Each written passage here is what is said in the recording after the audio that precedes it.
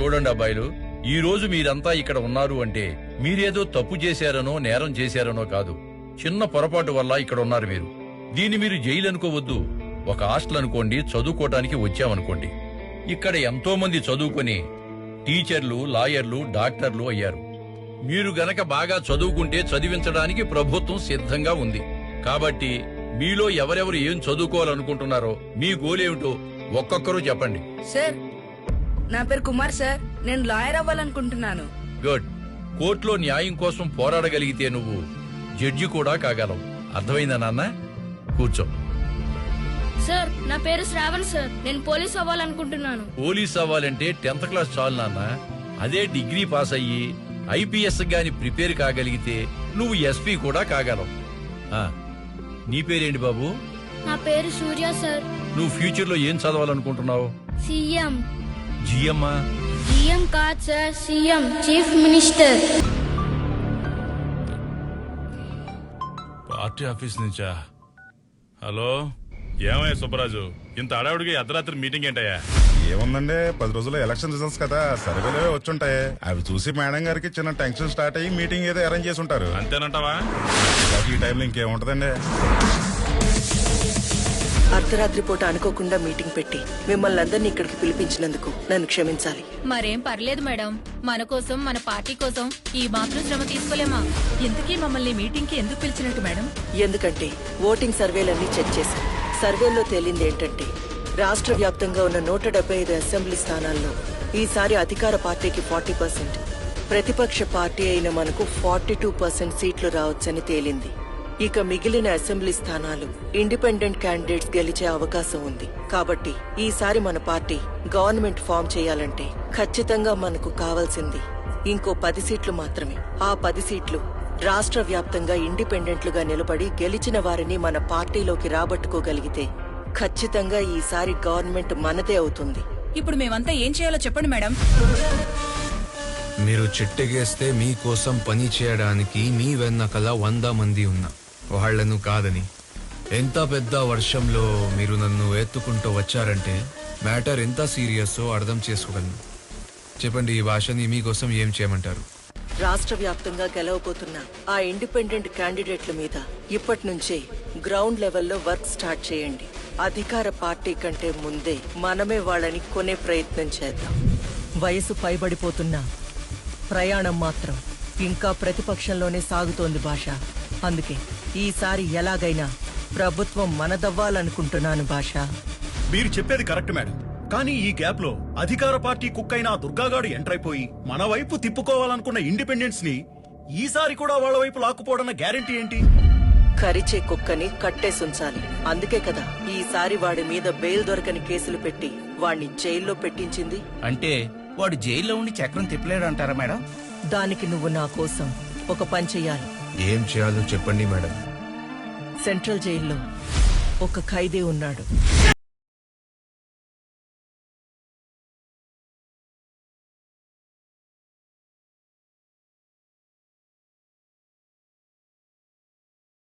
ఒక 10 మందిని జైలుకి పంపించి వాణ్ణి చంపేయండి.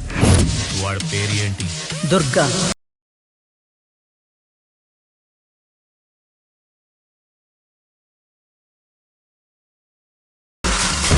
He is most dangerous animal.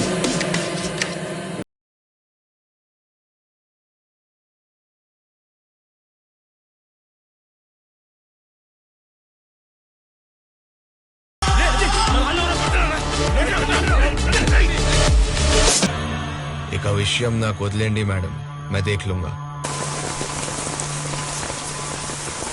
ఎలా ఈ జైలు అనుకున్నావా? నువ్వు పబ్జీ గేమ్ ఆడే గ్రౌండ్ అనుకున్నావా? మాట్లాడవే, ఎందుకు కొట్టేవాళ్ళని? ఆ చూపే తగ్గించుకుంటే ఇక్కడ ఉన్న 4 రోజులు సేపు కొంటావు. లేదనుకో నా సంగతి తెలీదు, తీసుకెళ్లి తీహార్ జైల్లో పడదొబ్బుతా. రై చూస్తారేంట్రా, తీసుకెళ్లి చల్లపడి నా కొడుకుని. జైలర్ సాబ్. చెప్పు భాష, ఏంటి విషయం? మా కుర్రాలని ఓ 10 మందిని జైలుకి పంపిస్తున్నాను. ఈసారి ఎవరిని ఎస్టేట్ ఏంటి? దుర్గాని. దుర్గా అంటే ఆ అధికార పార్టీ వాళ్ళ మనిషేగా? అవును సాబ్, వాడే. వాడిని వేసేయడానికి అపోజిషన్ వాళ్ళ దగ్గర అంత తీసుకున్నావేంటి? మరందులో మా వాటా సంగతి ఏంటి? ఎప్పటిలాగే మీ అకౌంట్ కి ట్రాన్స్ఫర్ అయిపోతుంది. స్టేట్ లో ఈసారి కూడా మన అధికారమే రాబోతుంది. కాబట్టి రేపు నా ఫామ్ హౌస్ లో మీ అందరికి పార్టీని అరేంజ్ చేశాం. హలో అయ్యా సీఎం గారు, సెంట్రల్ జైలు నుండి జైలర్ మసూద్ మాట్లాడుతున్నానయ్యా. మీకు ముఖ్యమైన విషయం ఒకటి చెబుదామని ఫోన్ చేశాను. ఏంటి విషయం చెప్పండి. జైల్లో ఉన్న మీ మనిషిని లేపేయడానికి అపోజిషన్ పార్టీ వాళ్ళు భాషకి సుపారీ ఇచ్చారయ్యా. ఇప్పుడు మీకు మీ వాడితో అవసరం లేదనుకుంటే వాళ్ళు లేపేసుకుంటారయ్యా. లేదు ఇంకా వాడితో మనకు అవసరం ఉంది అనుకుంటే జైల్లో మా ప్రాణాలను పెట్టిన కాపాడతామయ్యా. అదే ఆ విషయం. మీ వాడిని కాపాడమంటారా లేక వాళ్ళకే వదిలేయమంటారా? నాకు ఒక 10 నిమిషాలు టైం ఇవ్వండి. అలాగేనయ్యా, మీ కాలు కోసం వెయిట్ చేస్తుంటాను.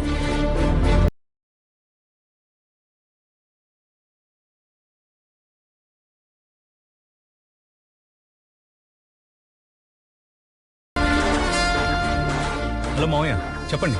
జైల్లో దుర్గాను లేపేయడానికి అపోజిషన్ వాళ్ళు ప్లాన్ చేస్తున్నారంట. ఇంకా వాడితో మనకి ఏదైనా పనుందా? అయ్యో మావయ్య, ఇప్పుడు పనంతా వాడితోనే ఉంది మావయ్య.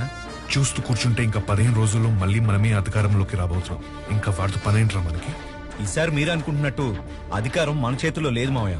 70% వాళ్ళ ఫేవర్ గానే ఉంది. ఆ విషయం నువ్వెలా చెప్పగలుగుతున్నావు? ఎలక్షన్ సర్వే రిపోర్ట్స్ అన్నిట్లోనూ మనకంటే వాళ్లే స్ట్రాంగ్ గా ఉన్నారు మావయ్య. కౌంటింగ్ లోనూ అదే నిజమైతే మనం గెలవడానికి ఖచ్చితంగా కొంతమంది ఎమ్మెల్యేలు అవసరం పడచ్చు మావయ్య. ఇక వాళ్ళని బెదిరించి భయపెట్టి మన పార్టీలోకి తీసుకురావాలంటే మనకి దుర్గా ఒక్కడే ఆప్షన్ మావయ్య. And he is the most powerful weapon we have today. అలాంటి వాడిని ఈ టైంలో వద్దనుకుంటే మనం ఫామ్ చేయాల్సిన గవర్నమెంట్ ని తీసుకెళ్లి వాళ్ళ చేతిలో పెట్టిన వాళ్ళం అవుతామేమో. ఎలక్షన్ రిజల్ట్ డిక్లేర్ అయ్యే వరకు జైల్లో మా వాడి మీద ఒక దెబ్బ కూడా పడడానికి వీల్లేదు. ఆ సంగతి నాకు వదిలేండి అయ్యా, నేను చూసుకుంటాను. కానీ మీ వాడిని ప్రొటెక్ట్ చేయాలంటే చాలా పెద్ద మొత్తంలో ఖర్చులే ఉందయ్యా. నేను చూసుకుంటాను. సార్ నాదో చిన్న డౌట్ సార్. ఏంటది? అప్పుడు దుర్గాన్ని లేపడానికి డబ్బులు తీసుకున్నారు, ఇప్పుడు కాపాడడానికి డబ్బులు తీసుకుంటున్నారు. ఈ రెండిట్లో మీరు ఏం చేయబోతున్నారు సార్? నాకు చిన్న కన్ఫ్యూజన్ ఉంది. పెచ్చోడా, దీన్నే ఇంగ్లీష్ లో పాలిటిక్స్ అంటారో అదే మన తెలుగులో అయితే రాజకీయం అంటారు.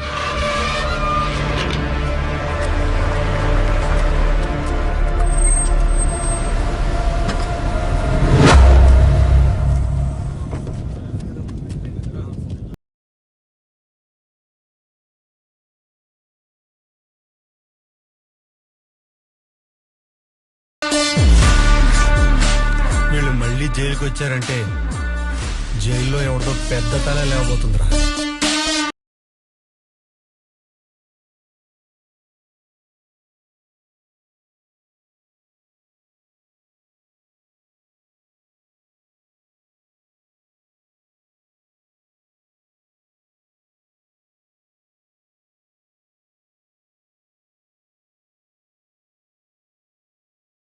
ఎప్పుడు చంపుదాం అనుకుంటున్నారు? వీలైతే ఈ రోజే. ఈ రోజు వదిలేండి, రేపు ములాఖాత్ అస్సలు కుదరదు. ప్రోగ్రామ్ ఎల్లుండికి ప్లాన్ చేసుకోండి. సరే అయితే. కానీ ఓ విషయం బాగా గుర్తుపెట్టుకోండి, నేను మీకు ఆ రోజు దుర్గాన్ని చంపడానికి జస్ట్ అరగంట మాత్రమే టైం ఇస్తా. మీరు ఆ టైంలోపే వాడిని వేసేయాలి. ఒకవేళ వేయలేదనుకో మళ్ళా మీకు వాడిని చంపే అవకాశం ఏమను. వెళ్ళండి.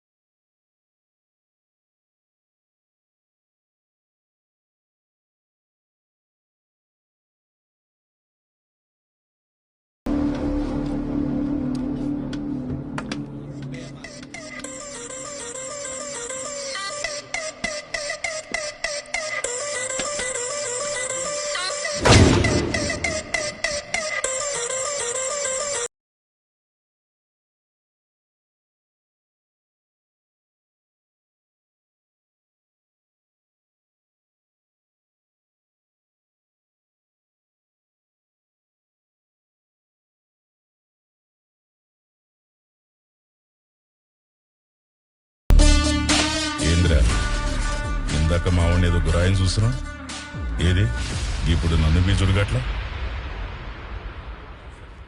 రే చూడరా నన్ను బీ ఒకసారి చూడరా గట్ల రే చూడరా నిన్నేరా అడుగుతుంది అన్నను కూడా ఒకసారి గురాయించి చూడు రేయ్ చూడరా రేయ్ చూడరా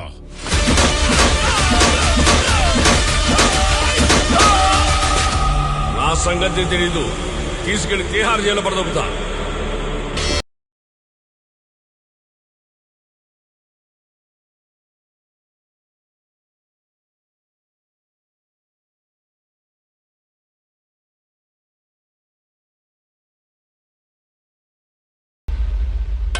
రేయ్ నిన్ను కలవడానికి ఎవరో వచ్చారు వెళ్ళు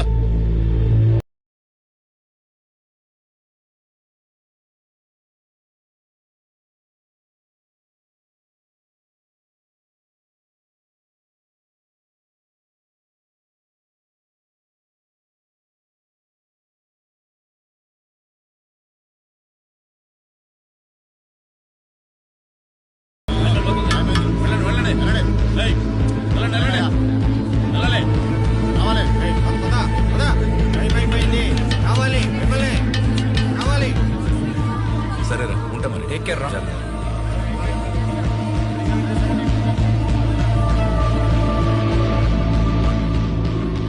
శివ భావనలో ఉందిరా.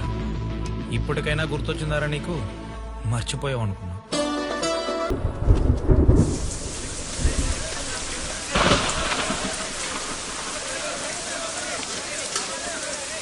ఆ దుర్గగాడు వాషింగ్ ఏరియాలో ఉన్నాడు ఎక్కువ అడావిడి చేయకుండా లేపేయండి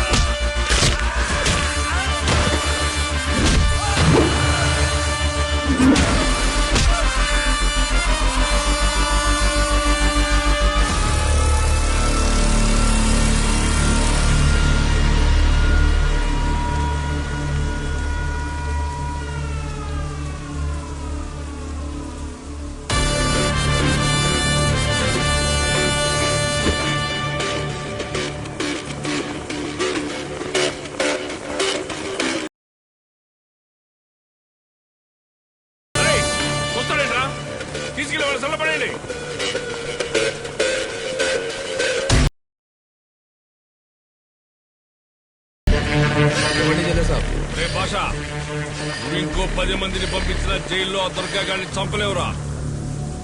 ఏమైంది జైలర్ సాబ్? ఏమైందా? నువ్వు పంపించిన 10 మందిని ఇక్కడ ఒకడు తుక్కు మీద కొట్టుపడేశాడు.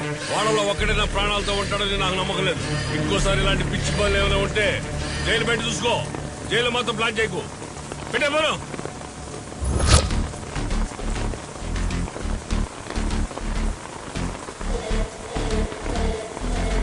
మీరు నా మీద పెట్టుకున్న నమ్మకాన్ని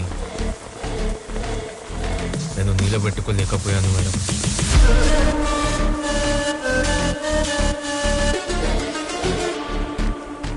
ఈ గన్తో నన్ను ఇక్కడే చంపేయండి, లేదా నాకు ఇంకొక అవకాశం ఇవ్వండి.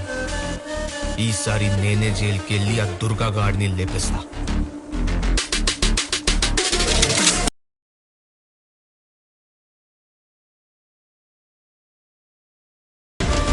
ఇంకో వారం రోజుల్లో ఎలక్షన్ రిజల్ట్స్. ఆ రిజల్ట్స్ నాకు ఫేవర్ గా లేకపోతే అప్పుడు చెప్తా ఎవరు ఎవరిని చంపాలో.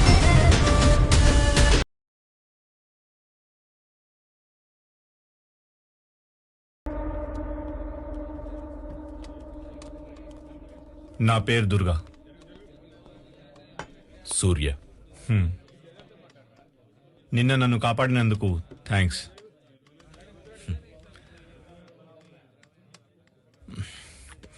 నీ గురించి విన్నాను. ఏదో మర్డర్ కేసులో జైలుకి వచ్చావంట కదా?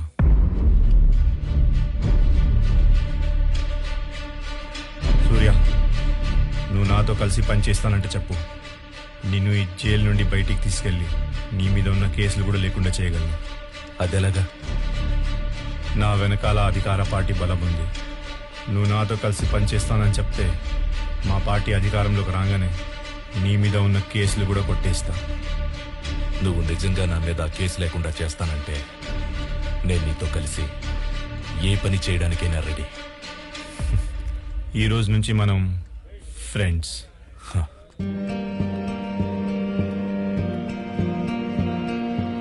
అవును, ఆ రోజు వాళ్ళు నిన్ను ఎందుకు చంపాలనుకున్నారు? ఆపోజిషన్ వాళ్ళు ఎప్పటి నుంచో నన్ను చంపడానికి ట్రై చేస్తున్నారు. ఈసారి వాళ్ళకి జైల్లో అవకాశం దొరికింది, అందుకే చంపడానికి వచ్చారు.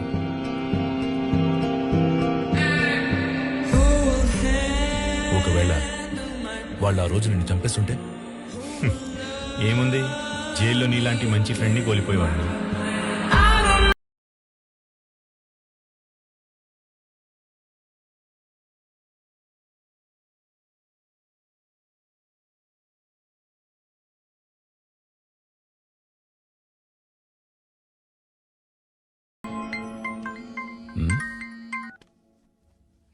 హలో, నేను దుర్గాని మాట్లాడుతున్నాను.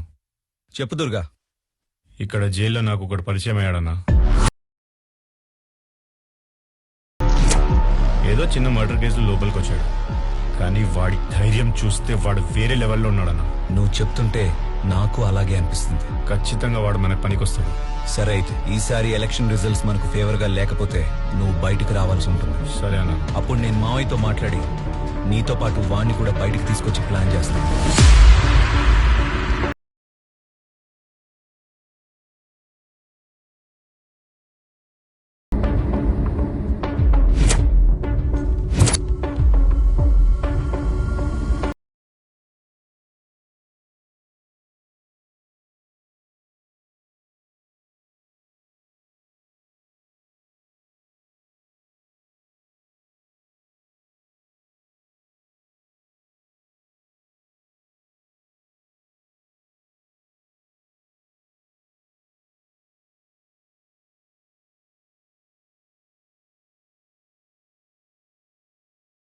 అరే సూర్య, ఈ సమాజం మారదు, ఈ ప్రజలు మారరు.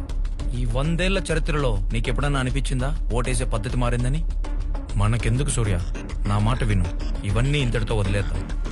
చూడు శివ, నువ్వు చెప్పినట్టు ఈ సమాజం మారకపోవచ్చు, ప్రజలు ఓటేసే పద్ధతి మారకపోవచ్చు, కానీ ప్రజల్ని పరిపాలించే నాయకుల్ని మాత్రం మనం మార్చాలరా. 40 రోజులుగా ఎదురు చూస్తున్న ఉత్కంఠకు తెరపడింది. గెలిచిన అభ్యర్థులు సంబరాలు చేసుకుంటుంటే ఓటమి పాలైన అభ్యర్థులు దానికి కారణాలు వెతుకుతున్నారు. ఓటర్ మాత్రం తమకి ఎవరూ దూరం కాదు, ఎవరూ దగ్గర కాదు అన్నట్లు 2 మేజర్ పార్టీలకు సమాన సీట్లిచ్చి ఇద్దరిని టెన్షన్లో పెట్టారు. రాష్ట్రంలో ఉన్న మొత్తం 120 అసెంబ్లీ సీట్లలో అధికార పార్టీకి 48 సీట్లు రాగా అపోజిషన్ పార్టీకి 52 సీట్లొచ్చాయి.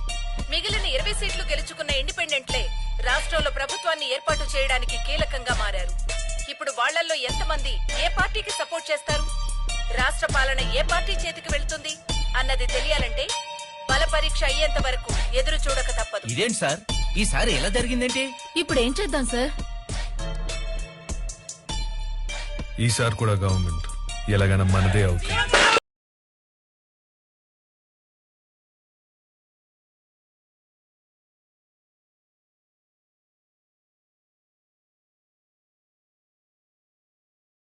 మేడం, ఈసారి అధికార పార్టీ కన్నా మీ పార్టీ లీడ్ లో ఉంది. దీని మీద మీ అభిప్రాయం ఏంటి? జనానికి ఇప్పటికి మా మీద నమ్మకం కలిగింది. అందుకే ఈసారి మా పార్టీ లీడ్ లో ఉంది.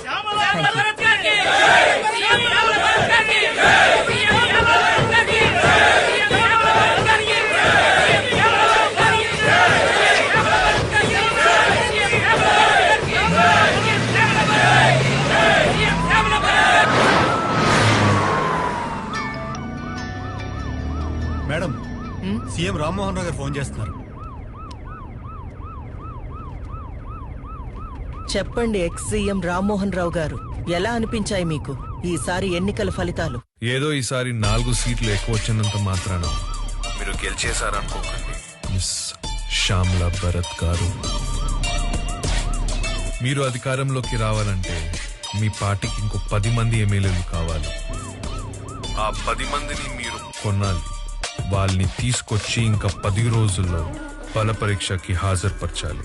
కాబట్టి మీ పార్టీకి నాకంటే ఈసారి 4 సీట్లు ఎక్కువ వచ్చినా, ఇంకో 4 సీట్లు నా పార్టీకి తక్కువ వచ్చినా, చివరికి అసెంబ్లీలో మీ స్థానం ఎప్పటిలాగే ప్రతిపక్షం వైపే. అది మర్చిపోకండి మిస్ శ్యామలా భరత్ గారు. సరే అయితే రామ్మోహన్ రావు గారు, ఈసారి శాసనసభలో ఎవరు ఎవరికి ప్రతిపక్షంగా వ్యవహరిస్తారో అది చూద్దాం. Good luck.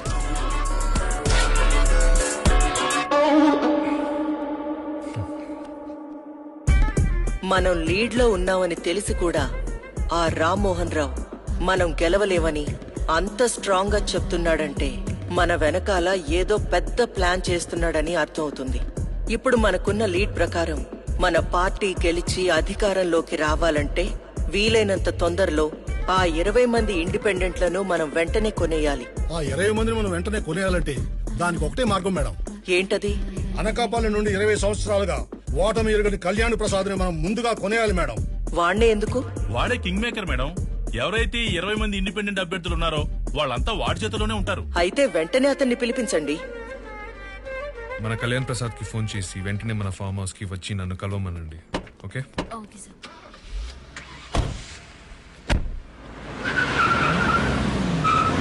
అందరూ వచ్చేసినట్టున్నారు. నీ వల్లే లేటు. ఆగు ఆగు.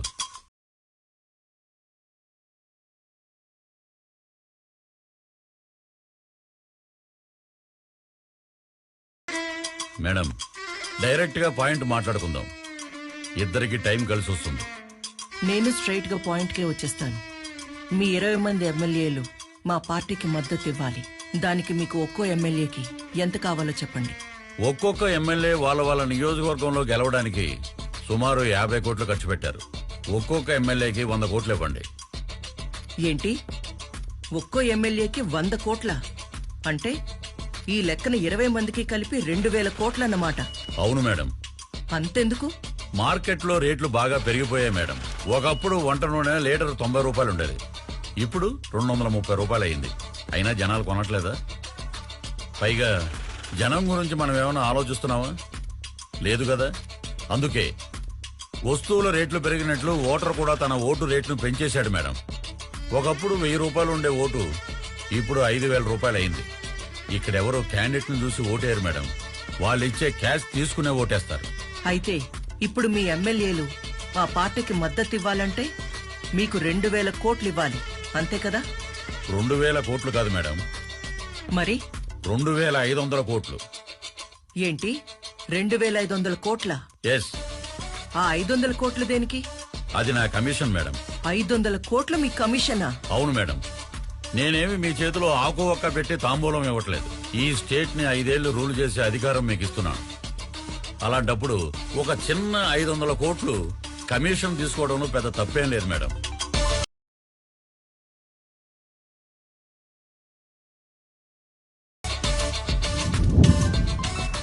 అధికార పార్టీ నుండి ఫోన్.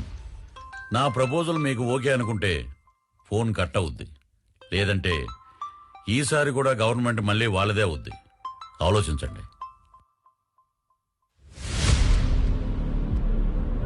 సార్, కళ్యాణ్ ప్రసాద్ మన కాల్ కట్ చేస్తున్నాడు సార్. మళ్ళీ ట్రై చేయి. Okay sir.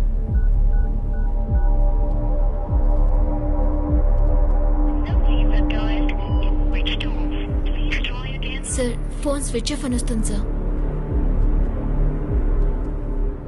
వెంటనే వాయిస్ మెసేజ్ పంపించు. Okay, sure sir. మీరడిగిన మొత్తం 2500 కోట్లు. ఎక్కడా తేడా రాకూడదు. బల పరీక్ష రోజున మా 20 మంది ఎమ్మెల్యేలు హచ్చుడాగుల్లాగా మీ వెంటే ఉంటారు. మీరు ఎక్కడ సంతకం పెట్టమంటే అక్కడ పెడతారు. ఇక సీఎం గా ప్రమాణ స్వీకారం చేయడానికి రెడీ అయిపోండి మేడం. కానీ దానికంటే ముందు మనం ఒక పని చెయ్యాలి. ఏంటి మేడం అది? మీరు నాతో చేతులు కలిపారన్న వార్త ఎలాగైనా రామ్మోహన్ రావుకి తెలుస్తుంది.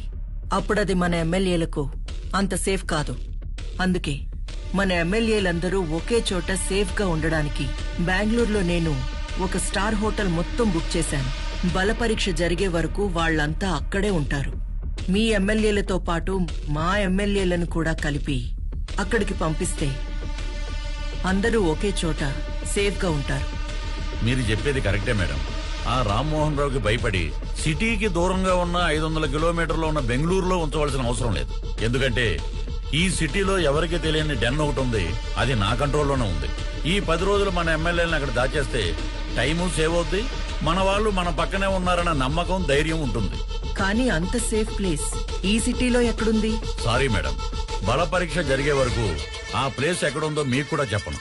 సరే, అయితే మీ ఎమ్మెల్యేలతో పాటు మా ఎమ్మెల్యేలను కూడా మీరు చెప్పిన అండర్ గ్రౌండ్ కి పంపిస్తాను. జాగ్రత్తగా చూసుకోండి. Okay madam. సత్యనా? సార్, శ్యామలా భరత్ కళ్యాణ్ ప్రసాద్ ని 2500 కోట్లకి కొనేసినాడు సార్. ఇప్పుడు మన పరిస్థితి ఏంటి సార్? మన ప్రభుత్వం పడిపోయినట్టేనా సార్? ఈ ఎలక్షన్ లో నేను 100 కోట్లు ఖర్చు పెట్టాను. ఇప్పుడు నా పరిస్థితి ఏంటి సార్? ఏం చేయాలో చెప్పండి.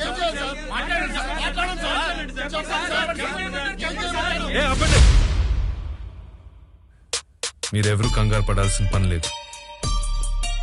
బల పరీక్షకి ఇంకా టైం ఉంది. నాకు బాగా తెలుసు ఏం చేయాలో. మీరు చెప్పింది నాకు అర్థమైంది.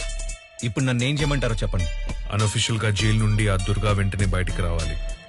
ఎంత డబ్బు ఖర్చు అయినా సరే వెంటనే ఆ జైలర్తో మాట్లాడి ఆ పని చూడు. సరే మావయ్య, నాదో రిక్వెస్ట్. ఏంటది? దుర్గాతో పాటు ఇంకొకరిని కూడా జైలు నుండి బయటికి తీసుకురావాలి మావయ్య. ఎవడో వాడు? వాడి పేరు సూర్య. వాడి గట్స్, వాడి ధైర్యం అసలు వేరే లెవెల్ అంట. కావచ్చు, కానీ ఎవడో తెలియని ఒక కొత్త వ్యక్తి మీద అంత నమ్మకం ఎలా పెట్టుకోమంటావు? అసలే ఇది ఒక స్టేట్ గవర్నమెంట్ కి సంబంధించిన ఇష్యూ. ఏదైనా తేడా జరిగితే నా పొలిటికల్ కెరియర్ మొత్తం నాశనం అయిపోతుంది. నన్ను నమ్మండి మామ, మన గవర్నమెంట్ పడిపోకుండా ఉండాలంటే ఈ ఆపరేషన్ లో దుర్గా కన్నా వాడే యాక్టివ్ గా పనిచేయగలడు. సరే, అయితే వాడి గురించి అంతలా చెప్తున్నావు కాబట్టి పని అయిపోయిన వెంటనే వీళ్ళిద్దరూ జైల్లో ఉండాలి. నాకు కూడా వాడిని ఒకసారి కలవాలనిపిస్తుంది.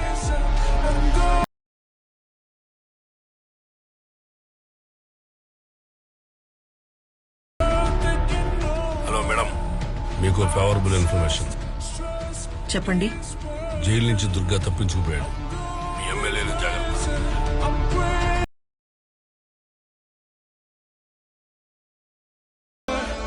వీళ్ళని ఇప్పుడే వదిలేసి వాళ్ళకి అప్పుడే ఇన్ఫర్మేషన్ ఇచ్చేశారేంటి సార్? వాళ్ళు కొట్టుకు వస్తేనే కదరా మధ్యలో మనలాంటి వాళ్ళు సేఫ్గా ఉండేది.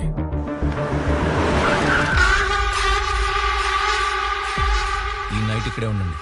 రేపు మార్నింగ్ ఏ టైంలో అయినా మావయ్యతో మీటింగ్ ఉండొచ్చు. కాల్ చేసిన వెంటనే బయలుదేరి వచ్చేయండి. సరే మేడం, నిన్న రాత్రే మన వాళ్ళందరినీ సేఫ్ ప్లేస్ కి షిఫ్ట్ చేశాను. ఇక్కడ వాళ్ళందరి ఆనందం చూస్తుంటే మాటల్లో చెప్పలేం మేడం. అది సరే, ముందు నేను చెప్పేది విను. చెప్పండి మేడం. అధికార పార్టీ వాళ్ళు జైలు నుంచి ఆ దుర్గాని బయటికి తీసుకొచ్చారని ఇన్ఫర్మేషన్ వచ్చింది. నువ్వేం చేస్తావో నాకు తెలియదు. అక్కడ మన ఎమ్మెల్యేలందరూ సేఫ్ గా ఉండాలి. మేడం, దుర్గా లాంటి వాళ్ళు 10 మంది జైలు నుంచి బయటకు వచ్చినా మన ఎమ్మెల్యేలు ఎక్కడ ఉన్నారో తెలుసుకోవడం చాలా కష్టం.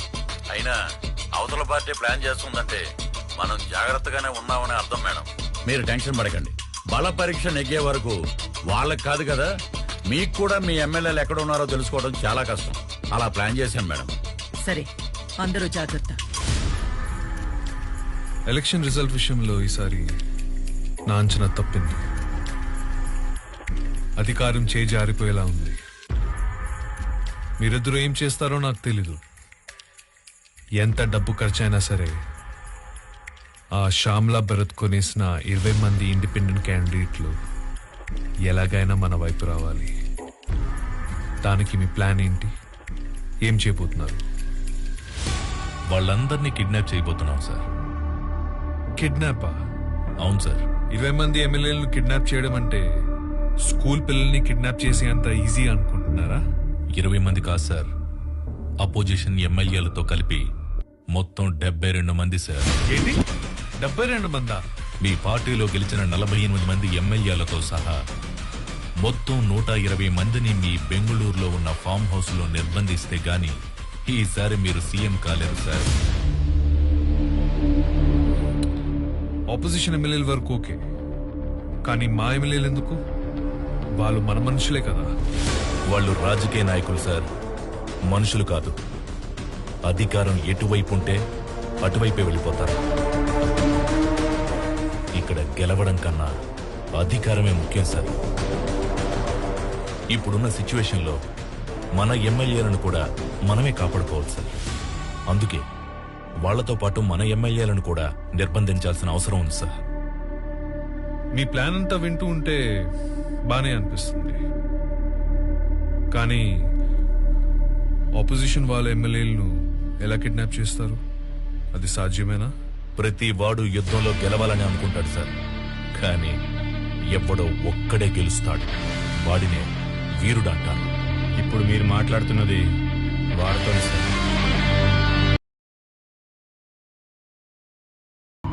అయితే దీనికి ముహూర్తం ఎప్పుడు స్టార్ట్ చేయబోతున్నారు? ఈ శుక్రవారం మీ ఎమ్మెల్యేలందరినీ బస్ ఎక్కించి దుర్గాకు అప్పగించండి. దుర్గా వాళ్ళని బెంగళూరు హైవేలో ఉన్న దాబా దగ్గరికి తీసుకొస్తాడు. ఈలోగా నేను అపోజిషన్ ఎమ్మెల్యేలందరినీ కిడ్నాప్ చేసి అక్కడికి తీసుకొచ్చే బాధ్యత నాది. గుడ్. నీ ప్లాన్ తో పాటు నీ కాన్ఫిడెన్స్ కూడా నాకు నచ్చింది.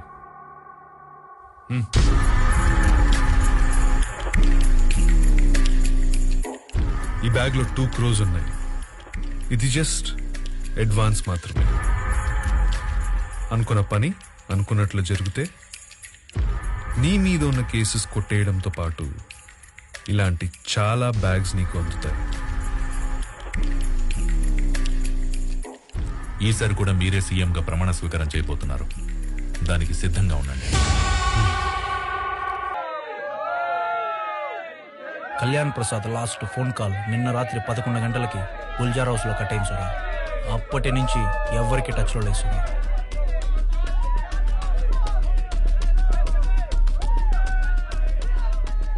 అయితే వాడు ఖచ్చితంగా గుల్జార్ హౌస్ లోనే ఉన్నాడు. ఎవరు? మేడం, మీకు బ్యాడ్ న్యూస్. గుల్జార్ హౌస్ లో ఉన్న మీ ఎమ్మెల్యేలందరినీ అధికార పార్టీ వాళ్ళు కిడ్నాప్ చేయడానికి ప్లాన్ చేస్తున్నారు. మీరు వెంటనే వాళ్ళని అక్కడి నుండి షిఫ్ట్ చేయించండి, లేదంటే సీఎం కాలేరు. ఇంతకీ నువ్వెవరు? మీ శ్రేయోభిలాషి.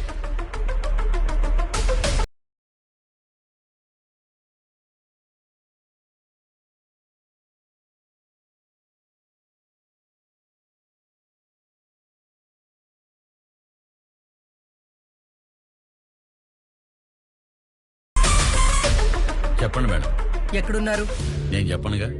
నేను సీరియస్ గా అడుగుతున్నాను, మీరెక్కడున్నారో చెప్పండి. నేను సీరియస్ గానే చెప్తున్నాను మేడం, చెప్పనని. గుల్జార్ హౌస్ లో ఉన్న విషయం నాకు తెలియదనుకుంటున్నావా?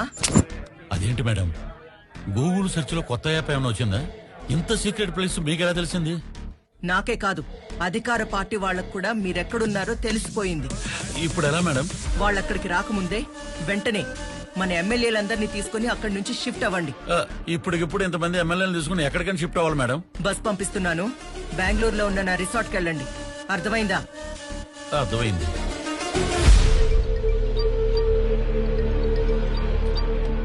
మేడం భాషా, నువ్వు పని చేయాల్సిన టైం వచ్చింది. చెప్పండి మేడం. మన ఎమ్మెల్యేలందరినీ అర్జెంటుగా ఒక బస్సులో బెంగళూరుకి షిఫ్ట్ చేయబోతున్నాం. మన బస్ సేఫ్ గా బెంగళూరు వెళ్లే వరకు నువ్వు ఆ బస్ ని ఫాలో అవ్వాలి. సరే మేడం. వెంటనే నీ మనుషులతో బెంగళూరు హైవే దగ్గర వెయిట్ చేయి. Okay madam.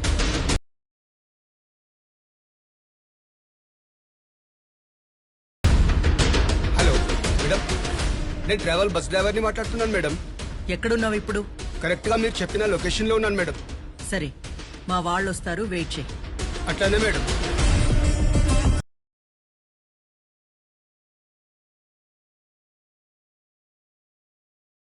చెప్పండి మేడం. బస్ వచ్చింది, వెంటనే అక్కడి నుంచి బయలుదేరిపోండి. అలాగే మేడం. బస్సు వచ్చిందంట, బయలుదేరండి బయలుదేరండి, కమాండ్.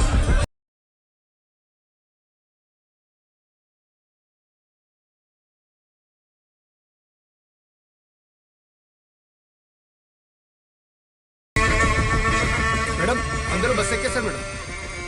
బయలుదేరమంటారు మేడం. Okay madam. చెప్పు సూర్య. దుర్గా, మన ప్లాన్ సక్సెస్. ఇప్పుడు ఎమ్మెల్యేలందరూ నా హ్యాండ్ ఓవర్ లోనే ఉన్నారు. అయితే నువ్వు హైవే ఢాబా దగ్గర వెయిట్ చేయి, నేను కూడా బయలుదేరుతున్నా. ఓకే. ఏంట్రా ఇంకా చెప్పండి మేడం. బస్ బయలుదేరింది, ఇంకా సేపట్లో బెంగళూరు హైవే మీదకి వస్తుంది. ఎవరైనా మన బస్ ని ఫాలో చేస్తున్నారని నీకు అనిపిస్తే వాళ్ళని అక్కడే లేపేయండి.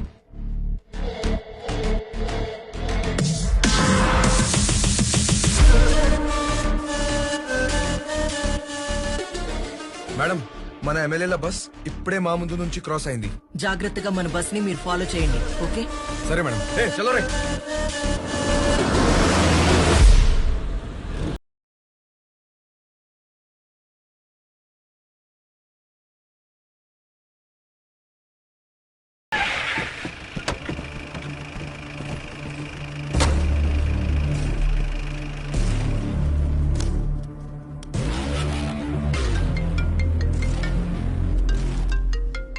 చెప్పు భాష. మేడం, ఇప్పుడే మన బస్ హైవే పక్కన ఉన్న ఒక ఢాబా దగ్గరికి వచ్చి ఆగింది. నైట్ జర్నీ కదా భాష, టీ ఏదో తాగడానికి ఆపుంటారులే. దీనికి కూడా ఫోన్ చేసి చెప్పాలా? మేడం మేడం, మళ్ళీ ఏమైంది భాష? మన బస్ వెనకాల ఇంకో బస్ కూడా వచ్చి ఆగింది మేడం. ఇంకో బస్? అవును మేడం, చూస్తుంటే అధికార పార్టీ ఎమ్మెల్యేల బస్ లా ఉంది. ఏంటి, అధికార పార్టీ ఎమ్మెల్యేల బస్సా? అవును మేడం, కన్ఫర్మ్ గా వాళ్ళ బస్సే అది. అయినా వాళ్ళ బస్ ఇప్పుడు అక్కడికి రావడం ఏంటి? మేడం, నాకెందుకు మన ఎమ్మెల్యేలను మనం బెంగళూరు తరలిస్తున్నట్లు వాళ్ళు కూడా వాళ్ళ ఎమ్మెల్యేలను ఇంకెక్కడికైనా తరలిస్తున్నారేమో మేడం. అయ్యుండొచ్చు, కానీ రెండు బస్సులు ఒకే టైంకి ఒకే ప్లేస్ కి ఎందుకు వస్తాయి? నువ్వు పని చేయి భాష, అక్కడి నుండి మన బస్ సేఫ్ గా బయలుదేరే వరకు వాళ్ళ బస్ మీద ఓ కన్నేసుంచు. అలాగే.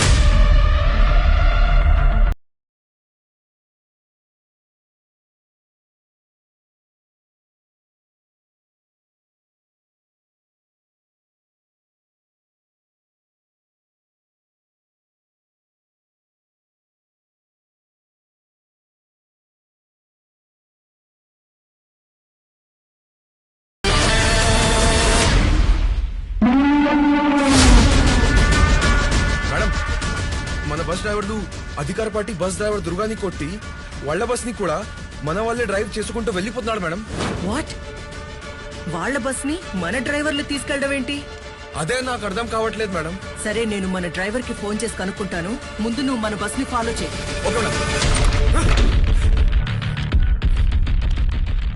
Hello madam. అన్వర్, ఏం చేస్తున్నారు మీరు? ఎవడో వచ్చి నన్ను కొట్టి మన బస్సు మొత్తం తీసుకెళ్లిపోయాడు మేడం. చెప్పండి మేడం. భాష, వాళ్ళు మన డ్రైవర్స్ కాదు, ఎవరో క్రిమినల్స్. వెంటనే వాళ్ళని ఆపు. Stop them right now. సరే మేడం.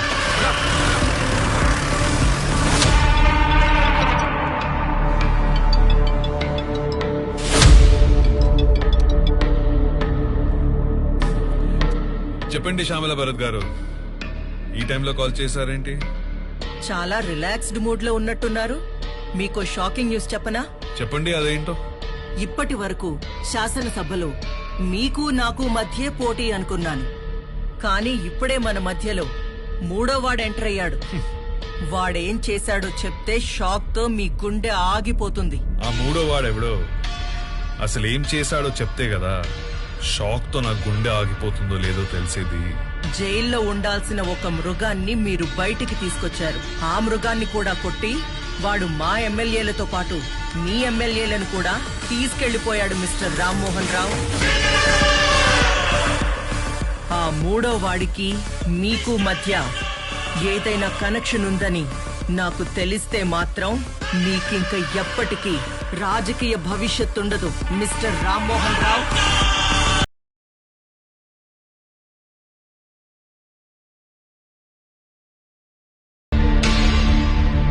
ఏమైంది మావయ్య? ఆ దుర్గా గారికి కాల్ చేయి.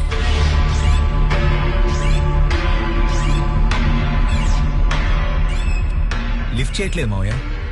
వాడి ఫ్రెండ్ కి కాల్ చేయి.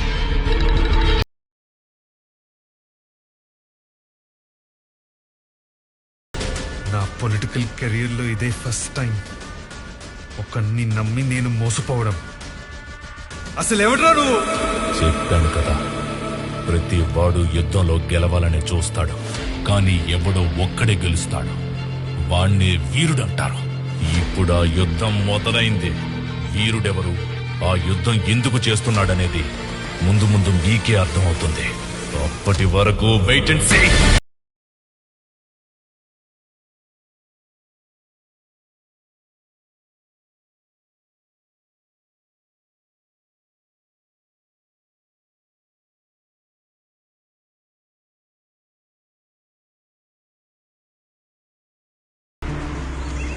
ఇదేంటిది?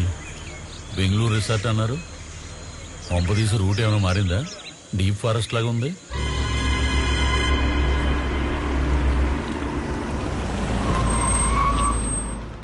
సార్,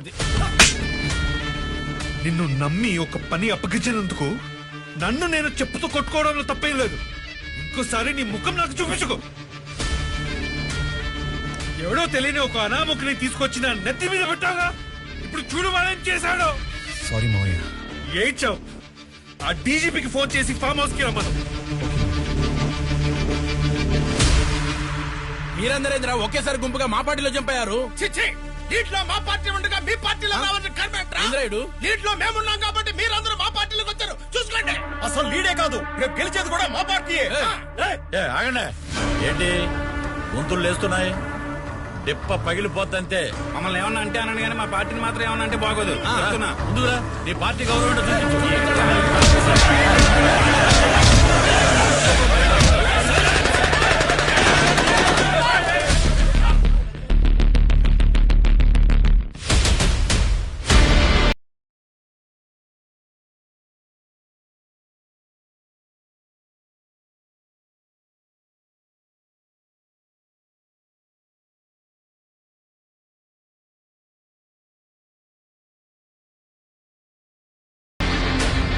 ఏం చూస్తున్నారో? మీరిష్టం వచ్చినట్లు అరవటానికి, మీరిష్టం వచ్చినట్లు పోట్లాడుకోవడానికి ఇదేం మీ అసెంబ్లీ కాదు. అడవి, నా అడవి, నా అడవి, నా అడవి. ఇక్కడ స్పీకర్ ఉండడు, మైకులుండవు, వాకౌట్ ఉండదు. హైవేకి దాదాపు 250 కిలోమీటర్ల దట్టమైన అడవిలో ఉన్నారు. బాబు, మీరు నక్సలైటా, మావోయిస్టా, టెర్రరిస్టా? ఎవరు బాబు మీరింతకీ? వాళ్ళంతా ఎక్కడి నుంచి పుట్టారు? మీలాంటి వాళ్ళంతా తప్పు చేస్తేనే కదా పుట్టారు. బాబు, నువ్వు చెప్పింది నేను నమ్ముతాను, కానీ నేను షుగర్ పేషెంట్ ని. టైంకు తిని మందులు వేసుకోకపోతే నా నరాలు బాడీ షివరింగ్ అవుతాయి బాబు. నువ్వు హెల్త్ మినిస్టర్ కదా? అవును బాబు. నీకు పెద్ద పెద్ద హాస్పిటల్స్ ఉన్నాయి, అయినా నీకే హెల్త్ బాగుండదు. ఇంకా నువ్వు పబ్లిక్ ఏం చేస్తావు? బాబు, మీరు ఇప్పుడు ఏం మాట్లాడడం మేము వినే పొజిషన్లో లేం బాబు. ముందు తినడానికి ఏమైనా పెట్టి మాట్లాడండి.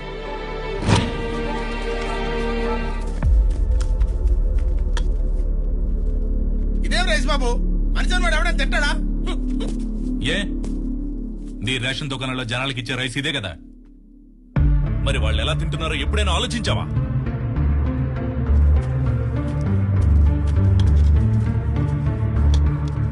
చాలు బాబు, చాలు. అన్నం ఎంత తినాలో అంతే తినాలి, ఎక్కువ తినకూడదు. మరి ఆస్తులు ఎందుకు బోల్డెన్ సంపాదించావు? చాలని సరిపెట్టుకోవచ్చుగా. అది మాత్రం చేయరు. ఇదిగో అబ్బాయి, నీ మాటలు చేష్టలు ఎక్స్ట్రాడినరీగా ఉన్నాయి. కాకపోతే కొరత ఏంటంటే ఆ ముఖం కూడా చూపించావనుకో ఓలోడు తీరిపోద్ది. నన్ను చూస్తే తట్టుకోలేవు. అబ్బో, నీది నరసింహం అవుతారు మరి. అయితే చూడు. అయితే చూపించు.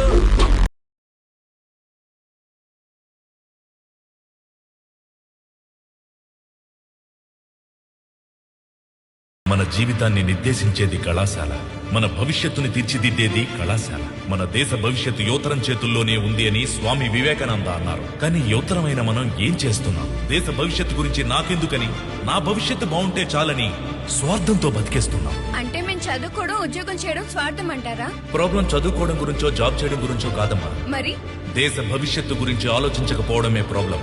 అందుకే కదా 5 ఏళ్లకోసారి ఓటేసి మరీ నాయకుల్ని గెలిపించుకుంటున్నాం. అదంతా వాళ్ళు చూసుకుంటారు. అదే మీరు చేసిన తప్పు. ఓట్లేస్తున్నారు, వదిలేస్తున్నారు. ఒక స్టూడెంట్ గా నిర్ణయాలు తీసుకునే అధికారం మీకు లేకపోవచ్చు, కానీ మెరుగైన సమాజం నిర్మించగలిగే సామర్థ్యం మీకుంది. వాళ్ళని నిలదీసి అడిగే హక్కు కూడా మీకుంది. అది ఎప్పుడైతే చేస్తారో మన దేశ భవిష్యత్తు యువతరం చేతుల్లోనే ఉందని చెప్పిన స్వామి వివేకానంద మాటలు నిజమవుతాయి. వలలు కొనుక్కోవడానికి డబ్బులిస్తాం, పడవల కోసం లోన్లు ఇస్తాం. ఇవి మీ ఎమ్మెల్యే ఎలక్షన్ల ముందు ఇచ్చిన హామీలు. కానీ ఇప్పుడు అధికారంలోకి వచ్చి 4 ఏళ్లైనా కూడా ఒక్క హామీ కూడా నెరవేర్చలేదు. దీన్ని ఇంకెంతకాలం సహిస్తారు? ఇంకెన్నాళ్లు భరిస్తారు? మీ ఎమ్మెల్యేని నిలదీయండి, ప్రశ్నించండి.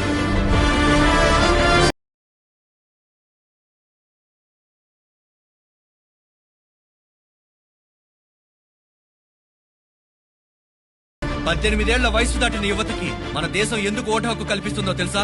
ఒక సరైన నాయకుడిని ఎంచుకుని ఓటేయమని. కానీ మనమేం చేస్తున్నాం? కులాన్ని చూసి ఓటేస్తున్నాం, వాళ్ళు ఇచ్చే డబ్బులు తీసుకుని మరి ఓటేస్తున్నాం. ఇది గాని ఇలాగే కొనసాగితే రేపు మీ పిల్లలు, తర్వాత వాళ్ళ పిల్లలు, ఈ రోజు మీరు పడుతున్న ఇబ్బందే రేపు వాళ్ళు పడాల్సి వస్తుంది. మిత్రులారా, ఇవాళ్టి నుంచి కులాన్ని చూసి ఓటు వేసే పద్ధతిని మారుతాం. డబ్బు తీసుకుని ఓటు వేసే సంస్కృతిని ఈ రోజు నుంచే నాశనం చేద్దాం. తర్వాత తరాలకు ఓటంటే ప్రభుత్వాన్ని మార్చే ఒక ఆయుధం అని తెలిసేలా చేద్దాం.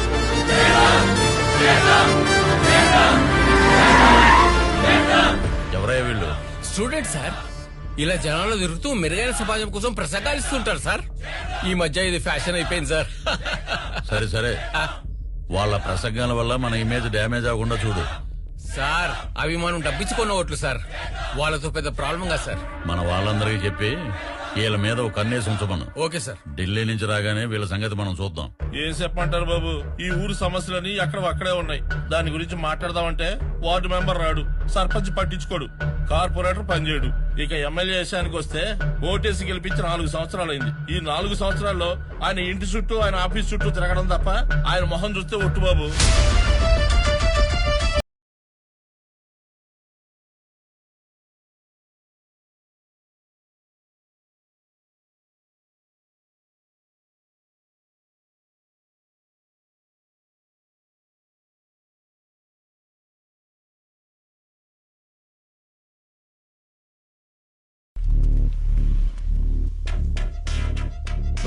సార్, మనం పక్క స్టేట్ కే కదా వెళ్ళింది. అవును సార్.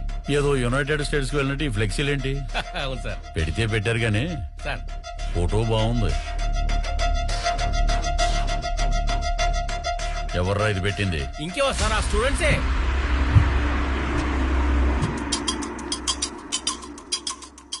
ఖచ్చితంగా ఈ పోస్టర్ చూసి ఎమ్మెల్యే రియాక్ట్ అవుతాడు. రియాక్ట్ అవుతాడు, బట్ ఎలా రియాక్ట్ అవుతాడో తెలియటం లేదు.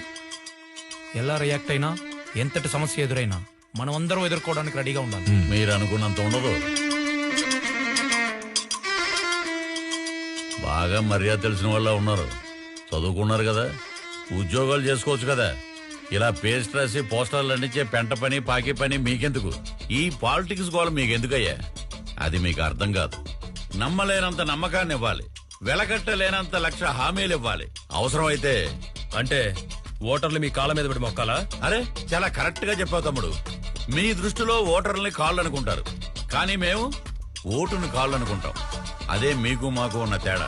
ఓటేసే రోజునే వాడు రాజు, ఆ తర్వాత 5 సంవత్సరాలు మేమే రాజు, మేమే మంత్రి. అంటే మిమ్మల్ని ప్రశ్నించే వాళ్ళే లేరంటారు. నువ్వు చెప్పు. డబ్బులు తీసుకుని ఓటు అమ్ముకున్న ఓటర్కి ప్రశ్నించే అధికారం ఎక్కడుంది? ఇప్పుడు జరిగేవన్నీ ఎలక్షన్స్ కావు, కలెక్షన్స్. మేము ఓట్లు కలెక్ట్ చేసుకుంటాం, వాళ్ళు డబ్బులు కలెక్ట్ చేసుకుంటారు.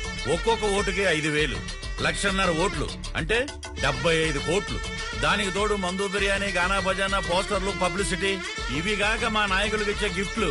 అబ్బో, సుమారు 150 నుంచి 200 కోట్లు ఖర్చు అవుతుంది. ఈ 200 కోట్లకి వడ్డీతో కలిపి 1000 కోట్లు రాబట్టుకోవాలి. దీనికే 5 సంవత్సరాలు సరిపోవట్లేదు మాకు. ఇక ప్రజాసేవ చేయడానికి టైం ఎక్కడుంది తమ్ముడు? అయినా ఓటు అమ్ముకున్నోడికి మేమెందుకు సేవ చేయాలి? వాడికి ప్రశ్నించే అధికారం లేదు. ఎందుకంటే వాడు ఓటుని అమ్ముకున్నాడు కాబట్టి. మీ అందరికీ చివరిసారిగా చెప్తున్నాను, స్ట్రీట్ రౌడీగా మొదలైన నా జీవితం స్టేట్ మినిస్టర్ అయ్యాను. మళ్ళీ నన్ను స్ట్రీట్ రౌడీని చేయకండి. ఎలక్షన్స్ దగ్గర పడుతున్నాయి. పోయినసారి ఓటుకి 5,000 అడిగారు, ఈసారి ఓటుకి 10,000 అడుగుతారు. నేను దానికి రెడీ అవ్వాలి. ఇక్కడ ఓటుకే కాదు, సీటుకు కూడా డబ్బులు ఇవ్వాలి. పార్టీ హైకమాండ్ నన్ను పట్టించుకోకపోతే నేను చాలా ఇబ్బందులు పడతాను తమ్ముడు. నా దారికి అడ్డు రాకండి. కాదని ఎవరైనా అడ్డొస్తే మీ అందరి డేట్ ఆఫ్ బర్త్లు వేరే వేరే అయి ఉంటాయి, కానీ డేట్ ఆఫ్ డెత్ మటుకు ఒకటే. గుర్తుపెట్టుకోండి. వస్తాను తమ్ముడు. బంగారం బంగారం అంతా మంచిగా జరిగిందే. టీ ఎస్టేట్ కి అడ్వాన్స్ ఇచ్చేసాం. వచ్చే నెల ఎలక్షన్, ఆ తర్వాత రిజిస్ట్రేషన్. ఊటీ టీ ఎస్టేట్ కి నువ్వే ఓనర్వి. నీ బొంద చూడు. మీ దృష్టిలో ఓటర్లని కాళ్ళు అనుకుంటారు, కానీ మేము ఓటుని కాళ్ళు అనుకుంటాం. ఓటేసే రోజునే వాడు రాజు. ఆ తర్వాత 5 సంవత్సరాలు మేమే రాజు, మేమే మంత్రి.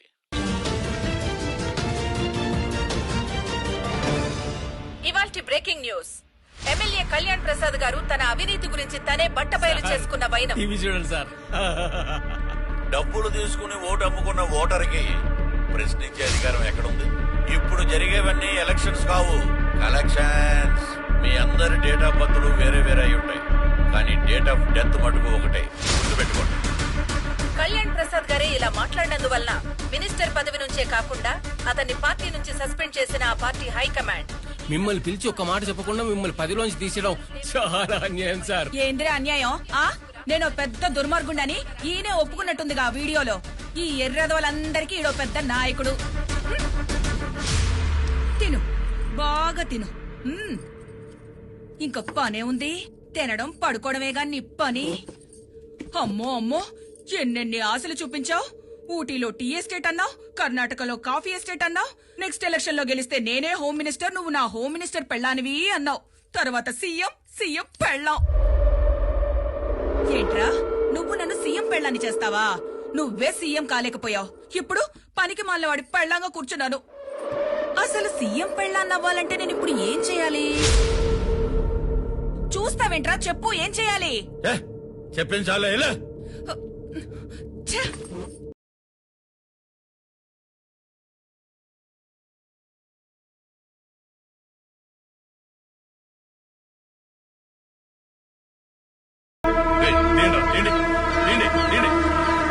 క్షమించండి సార్, మా వాళ్ళకి చేపల పట్టడం నేర్పిస్తున్నాం. పొరపాటు మీ మీద పడింది. మీరు బయలుదేరండి.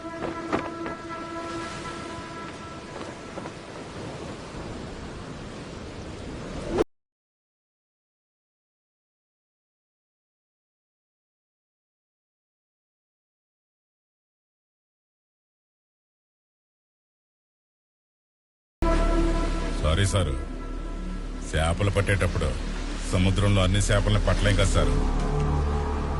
మనకు సిక్కిన చేపల్ని పడతాం కదా. చెప్పండి రా, మిమ్మల్ని పంపించింది ఎవరా? చెప్పు చెప్పు.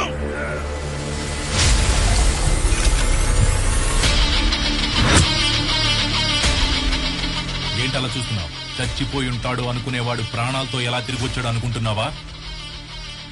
నన్ను చంపడం నీ వల్ల కాదు కదా, నీ బాబు వల్ల కూడా అవదు. ఓటనేది ఒకటి హక్కు. డబ్బులిచ్చి దాన్ని ఎవడూ కొనలేడు. ఎమ్మెల్యే పదవి అంటే ప్రజల సమస్యల్ని గవర్నమెంట్ దగ్గరికి తీసుకెళ్లే ఒక రిప్రజెంటేటివ్ మాత్రమే, అంతేకాని ఒక నియోజకవర్గానికి రాజు అని కాదు. జస్ట్ ఒక పనోడివి. నువ్వన్నీ మర్చిపోయావు కాబట్టే గుర్తు చేయడానికి పోస్టర్స్ వేశాం. బట్ నీకది అర్థం కాలేదు. ఇప్పటి వరకు నిన్ను మార్చాలనుకున్నానే గాని ఈ నియోజకవర్గ ఎమ్మెల్యేని మార్చాలనుకోలేదు. ఇప్పుడు మారుస్తా. వచ్చే ఎలక్షన్ లో పోటీకి రెడీగా ఉండు. జరగబోయేది కలెక్షన్స్ కాదు, ఎలక్షన్స్.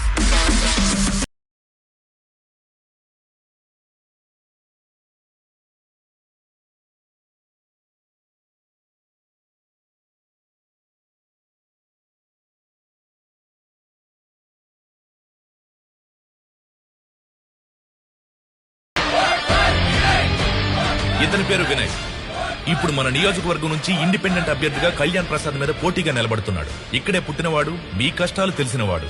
డబ్బులిచ్చి మీ ఓటును కొనలేకపోవచ్చు, కానీ మీరు వేసే ప్రతి ఓటుకి న్యాయం చేస్తాడు. ఇతన్ని గెలిపించి మీ అందరూ గెలుస్తారో, లేక మళ్లీ ఆ కళ్యాణ్ ప్రసాద్ కి ఓటేసి ఇంకో 5 ఏళ్లు అవినీతికి లొంగిపోతారో మీ ఇష్టం. బాబు, ఇప్పటి వరకు వాళ్ళు ఇచ్చే డబ్బులు కొట్టేస్తాం, కానీ ఇప్పుడు మీరు చేసే మంచి పనులు కొట్టేస్తాం. ఇప్పటి వరకు మాకు మంచి చేసే నాయకుడే కనబడలేదు బాబు. నిలవండి బాబు, ఈసారి మా ఓట్లన్నీ మీకే వేస్తాం.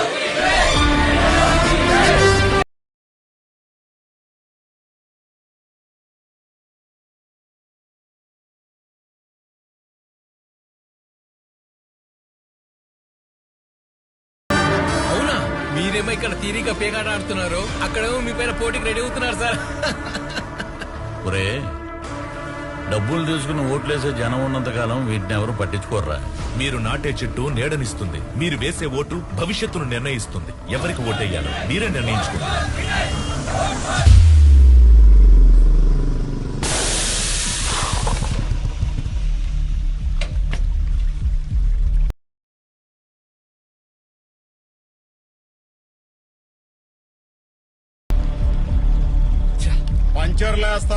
పంచర్లేస్తాం. ఏం బాబు, బండి పంచరా? అవునన్నా, కొంచెం అర్జెంట్ గా వెళ్ళాలి. బండి పంచరేస్తారా? చేస్తాం. రేయ్, రాబోయే కాలానికి కాబోయే ఎమ్మెల్యేరా, పంచర్ కొంచెం గట్టిగా ఏయ్. నువ్వు రోజు వెళ్లే దారిలో సడన్ గా ఈ రోజే బండి పంచర్ పడిందంటే తేడా కనిపించట్లేదు. దానికి తోడు ఈ రోజే పంచరేసేవాడు కరెక్ట్ గా ఇక్కడికి రావడం చిత్రంగా ఉంది కదా. అలాగే మీరు కూడా ఎలక్షన్ లో నిలబడ్డాం, చిత్రంగా లేదు? మీరంటే ఎమ్మెల్యే సార్, అసెంబ్లీకి పోతారు, మేమెక్కడికి పోతాం సార్? మళ్ళీ రౌడీజానికి వెళ్తాం. వెళ్తే ఏం జరుగుద్ది? చంపుకోవడాలు, నరుక్కోవడాలు, హత్యలు, మానభంగాలు. మేము చంపేది నరికేది ఎవరినో తెలుసా? నీ ఫ్రెండ్స్ నే. మీ లీడర్ సూర్యాన్ని అతి దారుణంగా చంపుతాం. తర్వాత మిగిలేది ఎవరో తెలుసా? మీతో తిరుగుతారు కదా ఆ తెల్లతోలు పిల్లలు. కావలసినంత వాడుకుని అనుభవించి ముంబై రెడ్ లైట్ ఏరియాకి తీసుకెళ్లి అమ్మేస్తాం. ఆలోచించుకో. రండ్రా. మీ అందరికి ఒక విషయం చెప్తాను, కానీ ఎవరు కోపడకూడదు. అయితే మేం కోప్పడే విషయం ఏదో చెప్పబోతున్నాం అన్నమాట. అది కాదురా. మరేంటో చెప్పరా, చెప్పు. మనం ఎలక్షన్స్ లో నిలబడట్లేదు. రై, నిజం చెప్పు, నిన్నెవరైనా బెదిరించారా? అలాంటిదేం లేదురా, మనం ఎలక్షన్స్ లో నిలబడట్లేదు అంతే. రై, నీ కళ్ళలో ఏదో భయం కనిపిస్తోంది, అదేంటో చెప్పు. అవునరా, భయపడుతున్నా. అయితే ఇప్పుడేంటి? ప్రాణం అంటే భయం ఉన్నోడివి ఎందుకురా ఎలక్షన్స్ లో నిలబడతానని ఒప్పుకున్నావు? రేపే నామినేషన్ కి లాస్ట్ డేట్.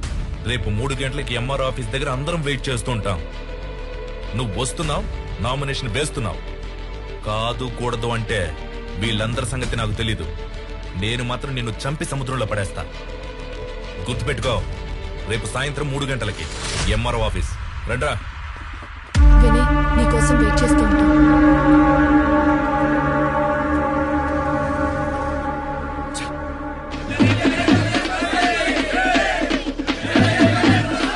ఏమైంది వీడికి? అసలు వాడి గురించి వాడు ఏమనుకుంటున్నాడు? ఫోన్ నాట్ రీచబుల్, మెసేజ్ కూడా వెళ్ళట్లేదు.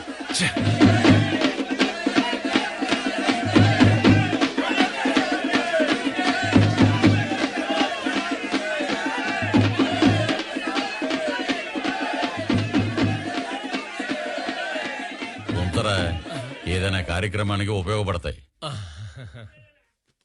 నమస్కారం ఓటర్ మహాశైలారా, మీ అమూల్యమైన ఓటును నాకే వెయ్యాలి. వేస్తారు, మీరే వేస్తారు. మంచి ముహూర్తం దాటక ముందే నామినేషన్ వేసొస్తా. నమస్తే.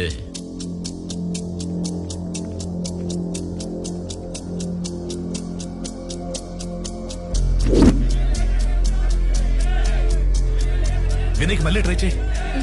ఏంట్రా టైం అవుతుంది, వాడు ఇంకా రాలేదు.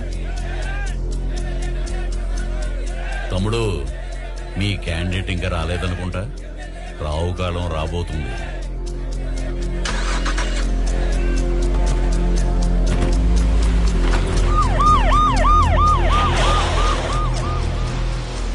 నిన్ను నిన్ను అరెస్ట్ చేస్తున్నాం. అరెస్టా? ఎందుకు? నేనేం చేశాను సార్? స్టేషన్కి రా చెప్తాం. సూర్య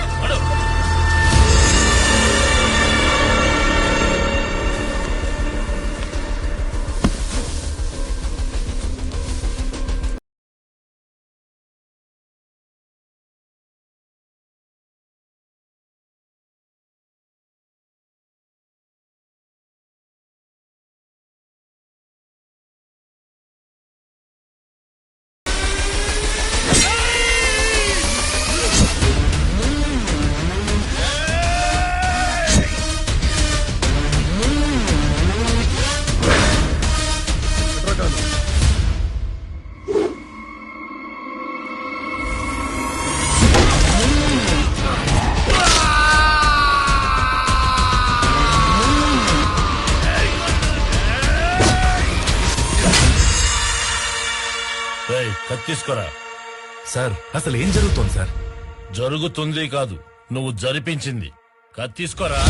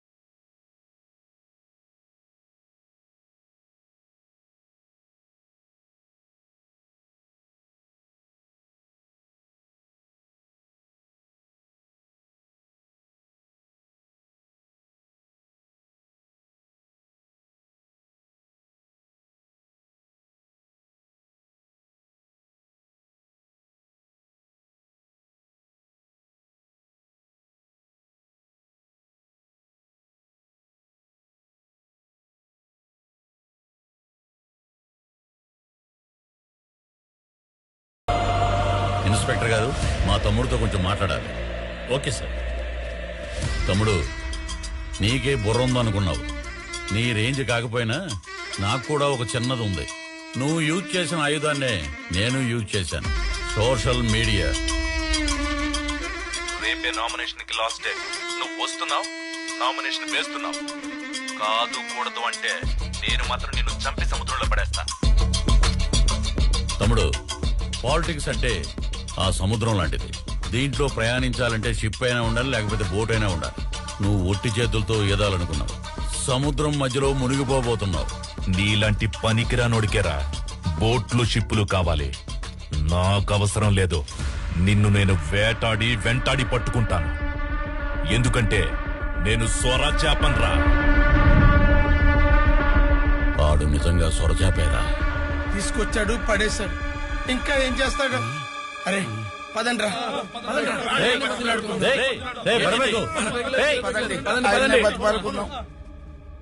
ఏది ఏమైనా వాతావరణం మాత్రం భలే ప్రశాంతంగా, కడుపులో గడబడిగా ఉంది.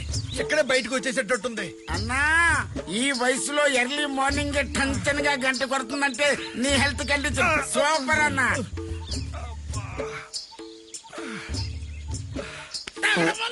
అందరికి ఒకేసారి వచ్చేస్తా.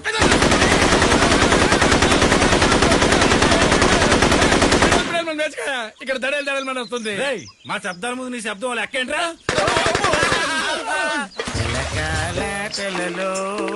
గలగల పాటలలో ఏమి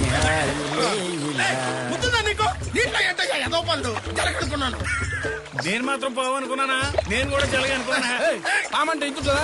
ఇంతుంటదా నీ అబ్బా? ఒకడా అది పడుకునే పాము ఉంటది. నీకు తల్లి పావుకి పిల్ల పావుకి తేడా తెలుదా? పిల్ల బిత్తరికి ఎదవా నీ పడుకునే మీ అమ్మల కడుపుల మాట. సరిగ్గా దొడ్లోకి వెళ్ళవరు, సరిగ్గా స్నానం చేయవరు. ఏంటో మాకు పరిస్థితి. ఒక్కరు కాదు, ఇద్దరు కాదు, మొత్తం 120 మంది ఎమ్మెల్యేలను ప్రీ ప్లాన్ గా కిడ్నాప్ చేసి తీసుకెళ్లిపోయాడు. ఇప్పుడు ఏం చేయాలో నాకు అర్థం కావట్లేదు. ఇదంతా చేసింది నేనే అని జనానికి కానీ మీడియాకి కానీ తెలిస్తే ఇన్నేళ్లు కష్టపడిన నా పొలిటికల్ కెరియర్ సర్వనాశనం అయిపోతుంది. మీరేం వరి అవ్వకండి సార్. ఇక ఈ విషయం నాకు వదిలేయండి. కిడ్నాపర్ల నుండి ఎమ్మెల్యేలను ఎలా సేఫ్ గా తీసుకురావాలో నేను చూసుకుంటాను. కిరణ్ సార్, ధ్రువ ఎక్కడున్నాడో ఇమ్మీడియట్ గా వచ్చి నా ఆఫీస్ లో నన్ను కలవమని చెప్పండి. Okay sir. ఉంటాను సార్.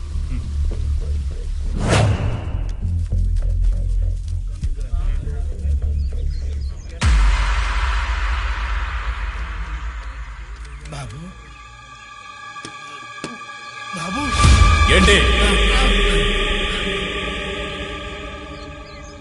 మీ గురించి వాడు మాకంతా చెప్పాడు బాబు. నిజంగా మీకు జరిగింది అన్యాయమే కాదన్నాం, కానీ వాడొక్కడ తప్పు చేస్తే మమ్మల్ని అందరిని ఎందుకు తీసుకొచ్చారు బాబు? కావాలంటే వాడిని ఒక్కడే ఇక్కడ ఉంచుకొని మమ్మల్ని అందరినీ విడిచిపెట్టేయండి బాబు. సరే, మీరు చెప్పినట్లు మిమ్మల్ని అందరినీ వదిలేస్తా. దానికి ముందు మీ అందరినీ ఓ 3 ప్రశ్నలు అడుగుతా. కరెక్ట్ గా సమాధానం చెప్పారనుకోండి, ఈ రోజే ఇప్పుడే వదిలేస్తా. Question number 1. మీలో సన్నీ లియోన్ ఎంతమందికి తెలుసు? ఎందుకు తెలియదు సార్, ఆవిడ నాకు ఎంతో ఇష్టమైన సార్. ఆవిడ వీడియోలు చూడకుండా నిద్రపడదు అనుకోండి. Question number 2. పూజా హెగ్డే ఎంతమందికి తెలుసు? బాబు పూజ ఎగ్జాక్ట్ పెద్ద హార్డ్ కోర్ ఫ్యాన్ బాబు. బాబు నువ్వు అడిగితే ఏదైనా కాదంటానా? నువ్వు అడిగితే ఏదైనా కాదంటానా? బాబు లేటెస్ట్ హిట్ అలవైకుంటా పుట్టబొమ్మ నన్ను చుట్టుకుంటే. Third question. నారాయణ స్వామి మీలో ఎంతమందికి తెలుసు? బాబు నారాయణ స్వామి అంటే అన్నవరంలో ఉన్న సత్యనారాయణ స్వామి కదా? మీకు సన్నీ లియోన్ బాగా తెలుసు. పూజా హెగ్డే ఎన్ని సినిమాలు ఎవరెవరితో చేసిందో కూడా తెలుసు. కానీ ప్రజల కోసం తన ప్రాణాలు సైతం పోగొట్టుకున్న నారాయణ స్వామి ఎవరో మీకు తెలీదు. ఎవరు బాబు ఆయన? దేవుడా? దేవుడే, కానీ గుడిలో ఉండే దేవుడు కాదు, ప్రజల గుండెల్లో ఉండే దేవుడు నారాయణ స్వామి.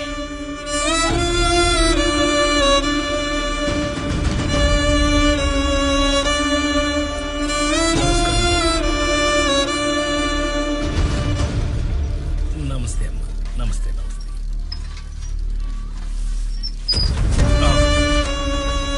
ఏంటమ్మా ఇది? చూస్తే తెలియట్లేదా? చెత్త. అది తెలుస్తూనే ఉంది. నువ్వు వేసిందే కాదు, చేసింది కూడా అదే.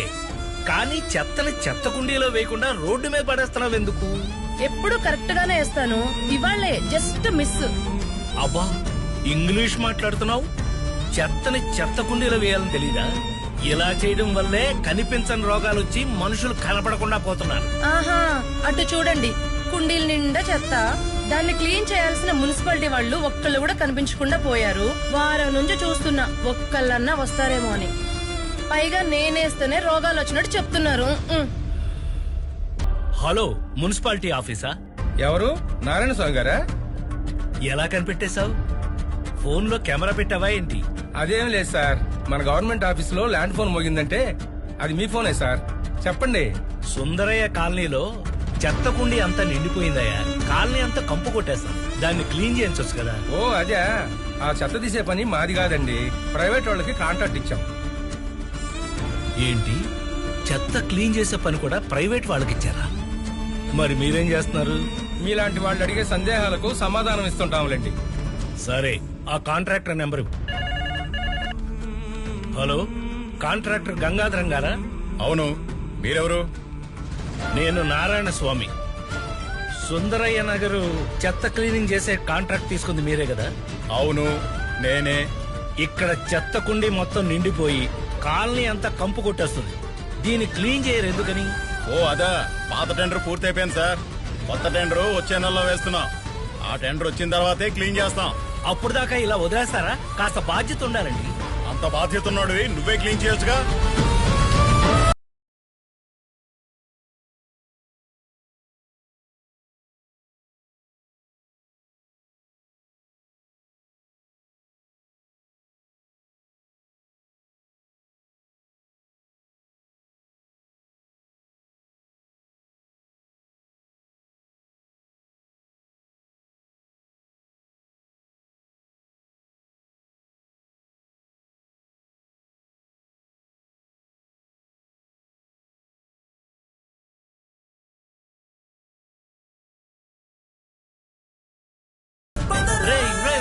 ఇప్పుడే కదా క్లీన్ చేశాను.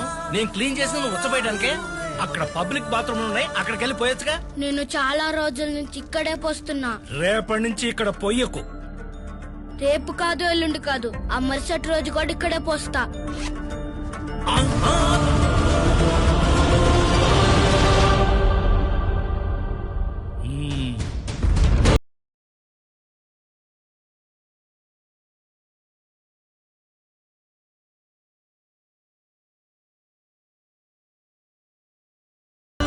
ఏ పొయ్యలేదే?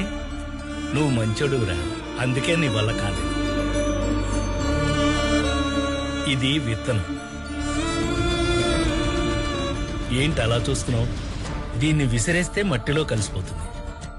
అదే నాటితే అదే మట్టిని చీల్చుకుంటూ మొక్కలా బయటకొస్తుంది. నువ్వు కూడా ఈ విత్తనం లాంటివాడివి. ఈ విత్తనం పెద్ద వృక్షం అవుతుంది, కాయలు పళ్ళు ఇస్తుంది. అవేమీ ఇవ్వకపోయినా కనీసం 10 మందికి నీడనిస్తుంది, వర్షాన్నిస్తుంది. నువ్వు నాటే ఈ విత్తనం పెరిగి పెద్దదయ్యి నీ తర్వాత కూడా నీ పేరు నిలబడుతుంది. దీన్ని నాటుతావో విసిరేస్తావో అది నీ ఇష్టం.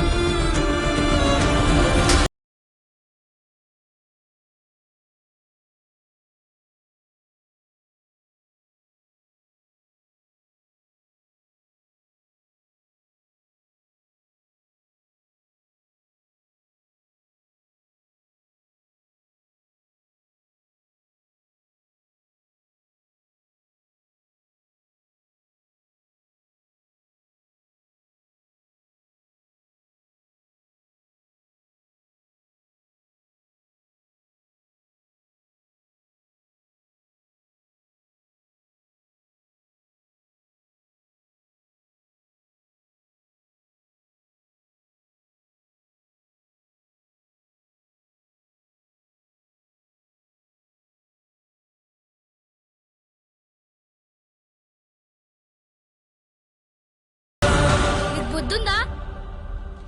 ఇక్కడ ఇంత శుభ్రంగా ఉంది, ఇక్కడ పోస్తున్నావేంటి? అక్కడ పబ్లిక్ టాయిలెట్స్ ఉన్నాయి కదా, అక్కడికి వెళ్ళు. అక్కడికి వెళ్తే వాడు 2 రూపాయలు అడుగుతాడ్రా. తాగడానికి నీళ్ళే రూపాయరా, కానీ ఉచ్చ పోసుకోవడానికి 2 రూపాయలా? ఎలా వెళ్ళు.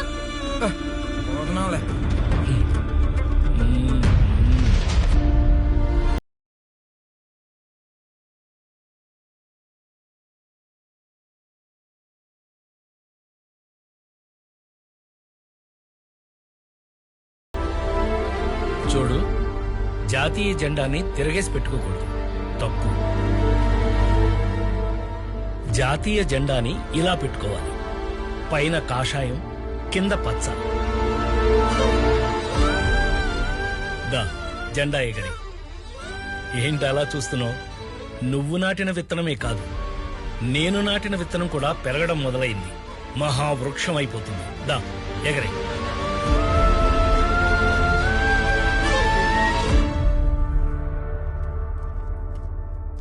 మీ అమ్మా నాన్న ఎవరు, ఏం చేస్తుంటారు? మా అమ్మా నాన్న గంజాయి వ్యాపారం చేసేవాళ్ళు. పోలీసు వాళ్ళు కొట్టడం వల్ల మా నాన్న చనిపోయాడు. మా అమ్మ జైల్లో ఉంది. నువ్వు చదువుకోట్లేదా? చదివేవాణ్ణి. మా అమ్మ చదువు మానేసి గంజాయి వ్యాపారానికి వెళ్ళు వెళ్ళు అనేది. అందుకే నన్ను మా అమ్మ బడికి పంపించలేదు. నేను బడికెళ్ళి చదువుకోలేదు. ఇప్పుడు చదువుకుంటావా? చదువుతాను.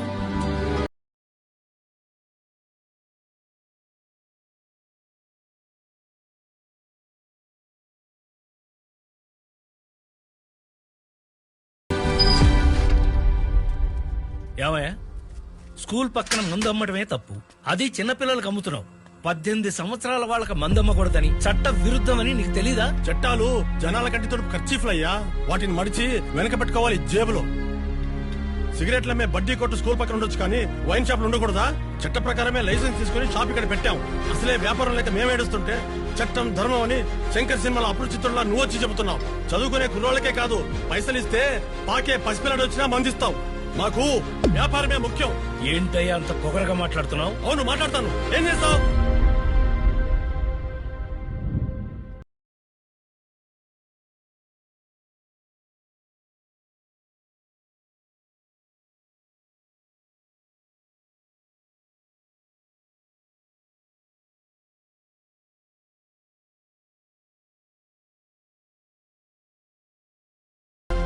ఇన్స్పెక్టర్ గారు, మీరు అతను కొట్టడానికి రూల్స్ ఒప్పుకోవండి. రేపు అతను కోర్టులో హాజరుపరచండి. అక్కడ మద్యం దుకాణం మూయించేసి మీరు మా కోసం మంచి పని చేశారయ్యా.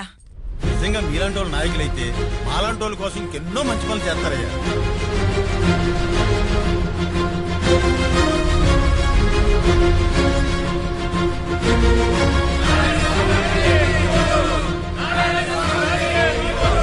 అలా ఆ రోజు ప్రజలు నారాయణ స్వామిని ఎమ్మెల్యేగా అత్యధిక మెజారిటీతో గెలిపించారు. తనను గెలిపించిన ప్రజల కోసం ఏదైనా చెయ్యాలనే తపనతో ప్రజల కష్టసుఖాలు తెలుసుకోవడానికి ప్రతి ఇంటి గడప తొక్కాడు. అప్పుడే ఆయన తెలుసుకున్న విషయం, పక్కనే జీవనది గోదావరి ఉన్నా ఆ నీళ్లు ప్రజల సాగునీటికి తాగునీటికి ఉపయోగపడట్లేదని, ఆ నీళ్లు ప్రజల అవసరాలకు అందించలేని ప్రభుత్వాల అసమర్థతపై గళమెత్తాడు. ఆ నియోజకవర్గం వ్యాసార్థమెంత, అక్కడ భౌగోళిక పరిస్థితులేంటి, అక్కడి వాతావరణానికి తగ్గట్టుగా ఏ పంటలేస్తే రైతులకు మంచి దిగుబడి వస్తుంది, ఇలా ఎన్నో సమస్యలపై ఒక పుస్తకమే రాసుకుని ప్రజల్లోకి వెళ్ళాడు. ఈ రోజు నేను గెలవడం కన్నా నన్ను గెలిపించి మీరందరూ ప్రజాస్వామ్యాన్నే గెలిపించారు. ఈ మార్పు మన దేశ రాజకీయాలకి నాంది కావాలి.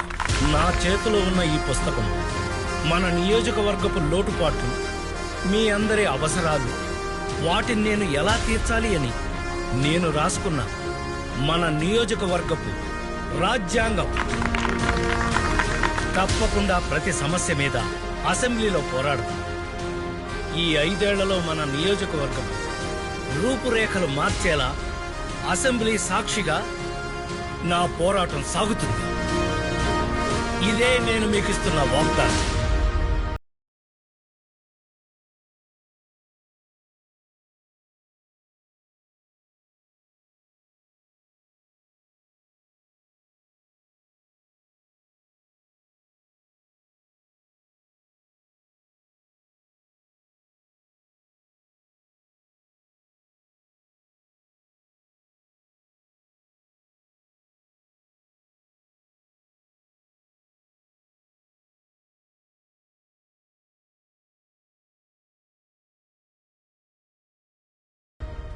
అధ్యక్ష, ఇది మా నియోజకవర్గ సమస్యల పుస్తకం.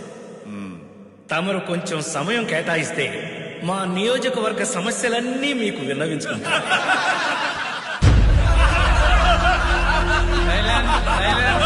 ఎందుకండి నవ్వుతున్నారు? నేనేమన్నా కామెడీ చేశానా? కాదు కదా, మరెందుకు నవ్వడం? అధ్యక్ష, నారాయణ స్వామి గారిని చూస్తుంటే అసెంబ్లీకి వచ్చినట్టు కనపడటం లేదు అధ్యక్ష. పుస్తకాలు పట్టుకొని స్కూల్కి వచ్చినట్టు ఉంది అధ్యక్ష.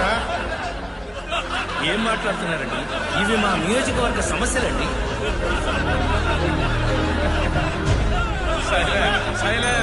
స్పీకర్ గారు సైలెన్సర్ అని నవ్వుతారేంటండి? ఆపండి, ఆ నవ్వులు ఆపమని మీరైనా చెప్పండి అధ్యక్ష. Tomorrow at 8 AM.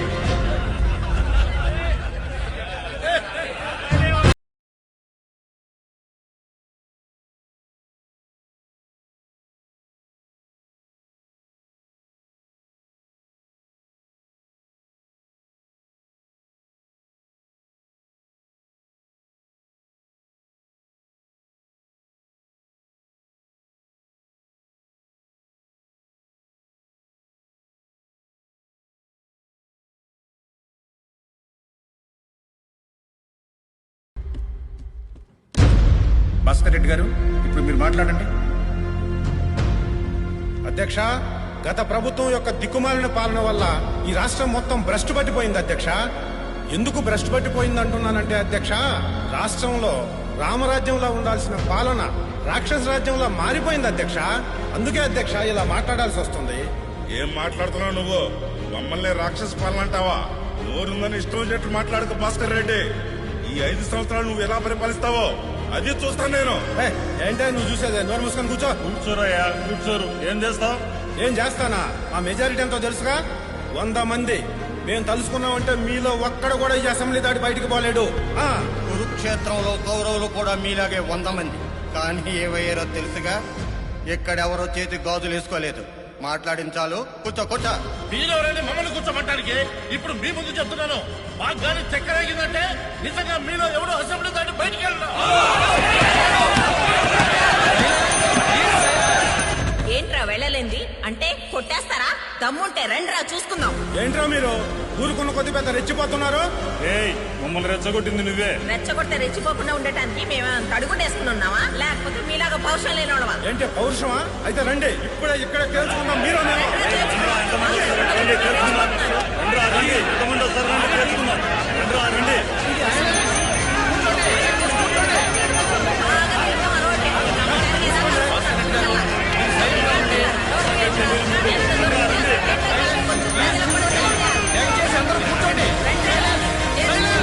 సభను గంట సేపు వాయిదా వేస్తున్నాను.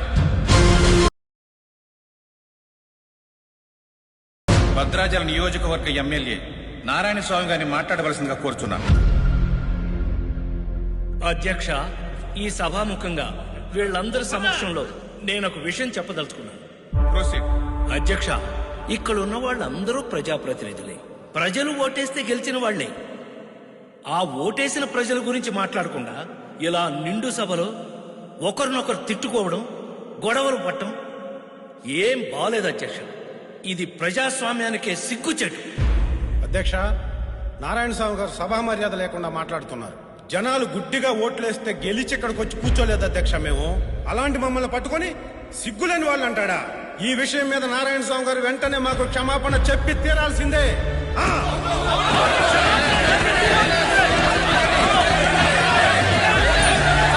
భాస్కర్ రెడ్డి గారు, నేను ప్రజాస్వామ్యానికి సిగ్గుచేటు అన్నాను కానీ మీకు సిగ్గులేదని అనలేదండి.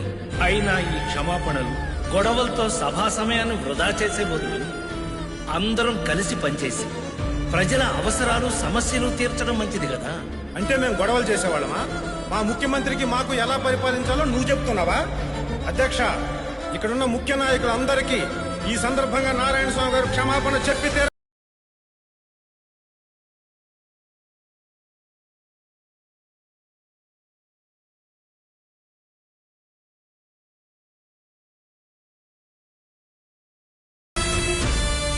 సభలో జరిగిన దానికి మీరేం బాధపడకండి అయ్యా.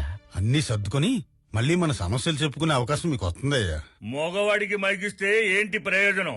ఎన్ని అవకాశాలు వస్తే మాత్రం ఏం ఉపయోగం? గొంతు విప్పి మాట్లాడితే కదా. గోవింద్, ఏం మాట్లాడుతున్నావు నువ్వు? పిచ్చి పిచ్చిగా ఉందా? నోరు మూసుకొని ఎక్కడి నుంచి ఎలా? ఆడి మాటలు మీరేం పట్టించుకోకండి అయ్యా. వాడన్న దాంట్లో తప్పేం లేదు సుబ్బయ్య. మీరు వాడిలో ఆవేశాన్ని చూస్తున్నారు, నేను వాడిలో ఆవేదన చూస్తున్నాను.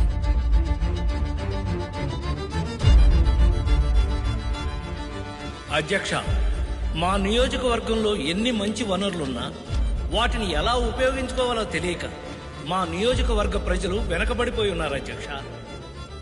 వాళ్ల గురించి అధికార పార్టీ వాళ్ళకి ఎన్నిసార్లు విన్నవించుకున్నా నిధులు కేటాయించట్లేదు అధ్యక్ష. ఇలా అయితే మమ్మల్ని నమ్ముకున్న నియోజకవర్గ ప్రజలు ఏమైపోవాలి అధ్యక్ష? చెప్పండి అధ్యక్ష. నారాయణ స్వామి గారు, మీ నియోజకవర్గ ప్రజల సమస్యల గురించి వచ్చే సమావేశాల్లో తప్పకుండా చర్చించుకుందాం. ఇక మీరు కూర్చోండి. అధ్యక్ష, నేను ఇంతవరకు మాట్లాడటం మొదలే పెట్టలేదు, అప్పుడే కూర్చోమంటే ఎలా అధ్యక్ష? నారాయణ స్వామి గారు, ప్లీజ్ మీరు కూర్చోండి. శ్రీనివాస్ గౌడ్ గారు, మీరు మాట్లాడండి. అధ్యక్ష, ఇది సభా మర్యాద కాదు అధ్యక్ష. మా నియోజకవర్గ సమస్యల గురించి నన్ను మాట్లాడివ్వండి అధ్యక్ష. ప్లీజ్ నారాయణ స్వామి గారు, మీరు కూర్చోండి. చివరిగా 10 నిమిషాలన్నా నాకు కేటాయించండి అధ్యక్ష, ప్లీజ్. శ్రీనివాస్ గౌడ్ గారు, మీరు మాట్లాడండి. అధ్యక్ష, రాష్ట్రంలో సీఎం గారి పరిపాలన చూస్తుంటే ద్వాపర యుగంలో శ్రీరాముడు పరిపాలించినట్టుగా ఉంది అధ్యక్ష. ఆ విషయం నేనే కాదు అధ్యక్ష, స్వయంగా ప్రజలు చెప్తున్నారు అధ్యక్ష. అధ్యక్ష, రాముడు పరిపాలించింది త్రేతాయుగంలో అధ్యక్ష. ద్వాపర యుగంలో పరిపాలించింది శ్రీకృష్ణుడు అధ్యక్ష. ఆ చరిత్ర తెలుసుకొని మాట్లాడమని చెప్పండి అధ్యక్ష. చెప్పాను కదా, అసమర్థుడిని తీసుకెళ్లి శాసనసభలో కూర్చోబెడితే నాయకుడు అనరు. నాయకుడు అంటే శాసనసభని దడబుట్టించాలా, బెదిరించాలా, అవసరమైతే ఎదురెళ్లి పోరాడాలా. అవే అక్కడ నాయకుడికి ఉండాల్సిన లక్షణం. అవేవి యుద్ధంలో లేవు. అవి ఇప్పుడు కొత్తగా నేర్చుకున్నారావు. నెల రోజుల నుంచి కాలేజీలకు కూడా వెళ్లకుండా మిమ్మల్ని ఎమ్మెల్యేగా గెలిపించాం. ఎందుకు? మాకు ఉద్యోగాలు తెస్తారని, మమ్మల్ని ఉద్ధరిస్తారని. కానీ మిమ్మల్ని ఇలా చూస్తుంటే అదేమీ జరిగేటట్టు అనిపించట్లేదు సార్. ఇలా చెబుతున్నానని ఏమి అనుకోకండి అయ్యా. అసెంబ్లీలో గొంతు విప్పి అరిచి మాట్లాడేవాడే నాయకుడయ్యా. అలాంటి వాడితోనే పనులు అవుతాయి, సమస్యలు తీరుతాయి. నా మాట విని ఎమ్మెల్యే పదవికి రాజీనామా చేసేయండి. భద్రాచలం నియోజకవర్గ ఎమ్మెల్యే నారాయణ స్వామి గారిని మాట్లాడవలసిందిగా కోరుచున్నాను. అధ్యక్ష, మా నియోజకవర్గం చుట్టూ నీళ్లున్నా ఒక్క గుక్క నీళ్లు కూడా తాగడానికి పనికిరావు అధ్యక్ష. వాళ్ళు ఎలాంటి దౌర్భాగ్య స్థితిలో ఉన్నారు ఒక్కసారి ఆలోచించండి అధ్యక్ష. ఇలా ఒక్క సమస్య కాదు అధ్యక్ష, విద్య, వైద్యం, రోడ్లు ఇలా చెప్పుకుంటూ పోతే నియోజకవర్గం అంతా సమస్యలే. అందుకే ఇప్పటికైనా మీరు అధ్యక్ష, నారాయణ స్వామి గారి నియోజకవర్గంలో కేవలం ప్రజలకు మాత్రమే సమస్యలు ఉన్నాయి అధ్యక్ష. కానీ రాష్ట్రంలో అధికార పార్టీ వాళ్ళు కాస్తున్న కల్తీ సారా వల్ల ప్రజలు ప్రాణాలే పోగొట్టుకుంటున్నారు అధ్యక్ష. అధికారం చేతిలో ఉంది కదా అని డబ్బే లక్ష్యంగా పెట్టుకున్న ఈ అధికార పార్టీ వాళ్ళు అసలు ప్రభుత్వాన్నే నడుపుతున్నారా లేక మద్యం దుకాణాలనే నడుపుతున్నారా చెప్పాలి అధ్యక్ష. మేము కేవలం మద్యం దుకాణాలే నడుపుతున్నాం అధ్యక్ష. ఈ ప్రతిపక్షం వాళ్ళు అధికారంలో ఉన్నప్పుడు ఏకంగా బ్రోతల హౌసులే నడిపారు అధ్యక్ష.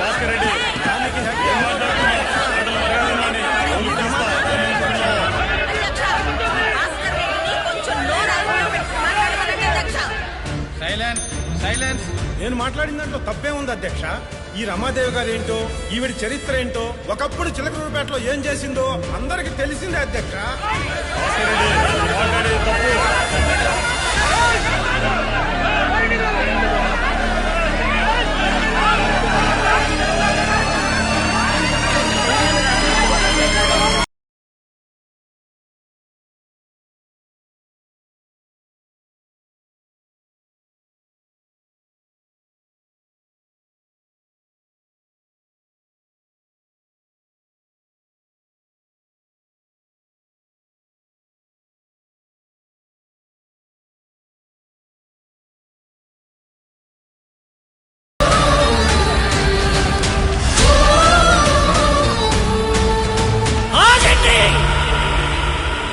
ఇది శాసనసభ లేకపోతే కురుసభ? సిగ్గులేదు మీ అందరికీ? అధికార పార్టీ పాలించాలి, ప్రతిపక్ష పార్టీ ప్రశ్నించాలి.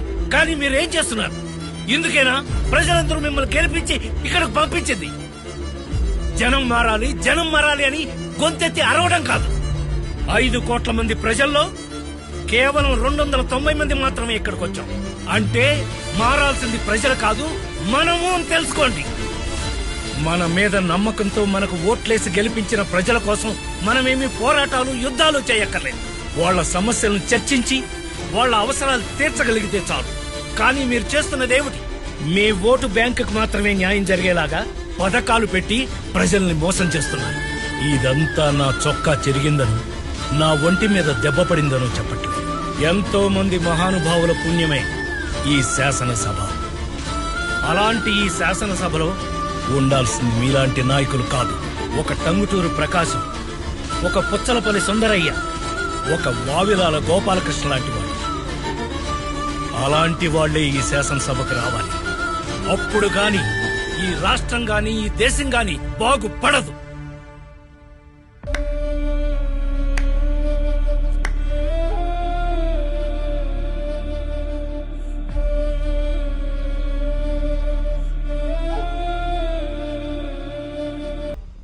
ఇప్పుడైనా చెప్పండి అయ్యా, ఎందుకు ఇలా ఉన్నారు?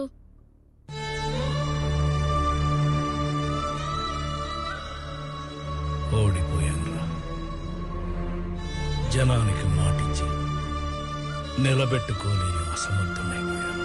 ఏమైందయ్యా, ఎందుకు ఇలా మాట్లాడుతున్నారు? అధికారంలోకి రాగానే ఏమైనా చేయగలం అనుకునే రాజకీయ నాయకుల్ని మార్చాలరా. అది ఎప్పుడైతే జరుగుద్దో అప్పుడే ఈ సమాజం బాగుపడుతుంది. అయితే వాళ్ళని నేను మారుస్తానయ్యా.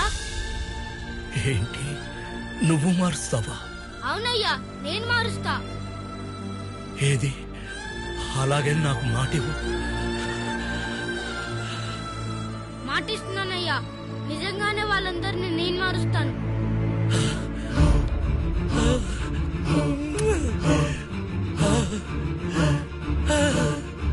మార్చాలి, నువ్వే మార్చాలి, మార్చాలి.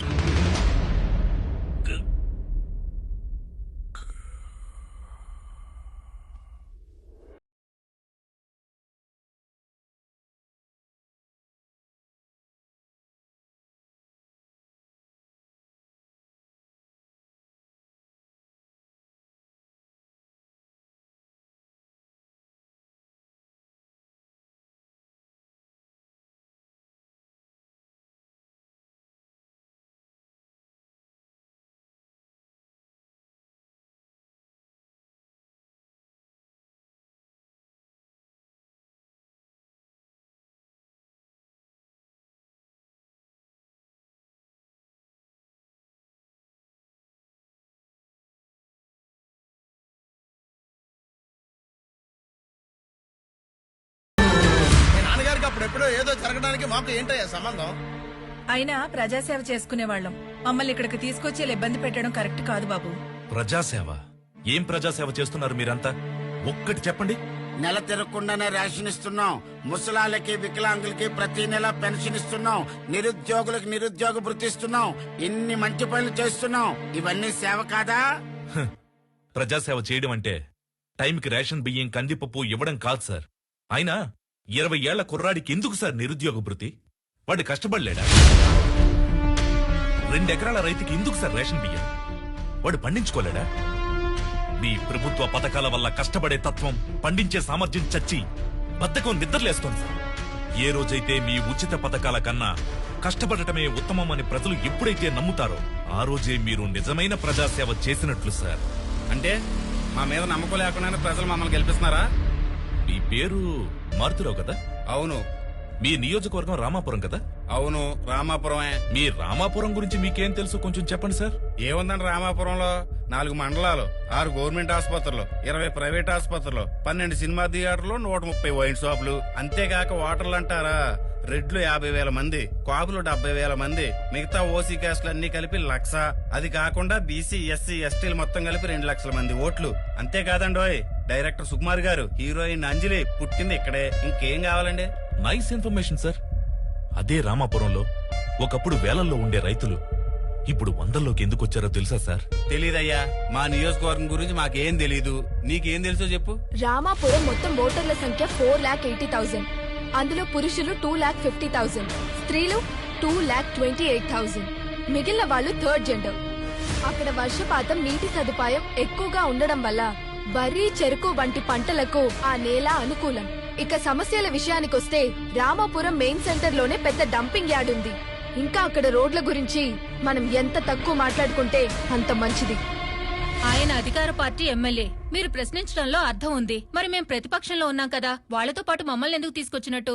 ఒక ప్రతిపక్ష పార్టీగా మీకు గవర్నమెంట్ సపోర్ట్ లేకపోవచ్చు, కానీ వాయిస్ రైజ్ చేయడానికి అసెంబ్లీ ఉంది కదా.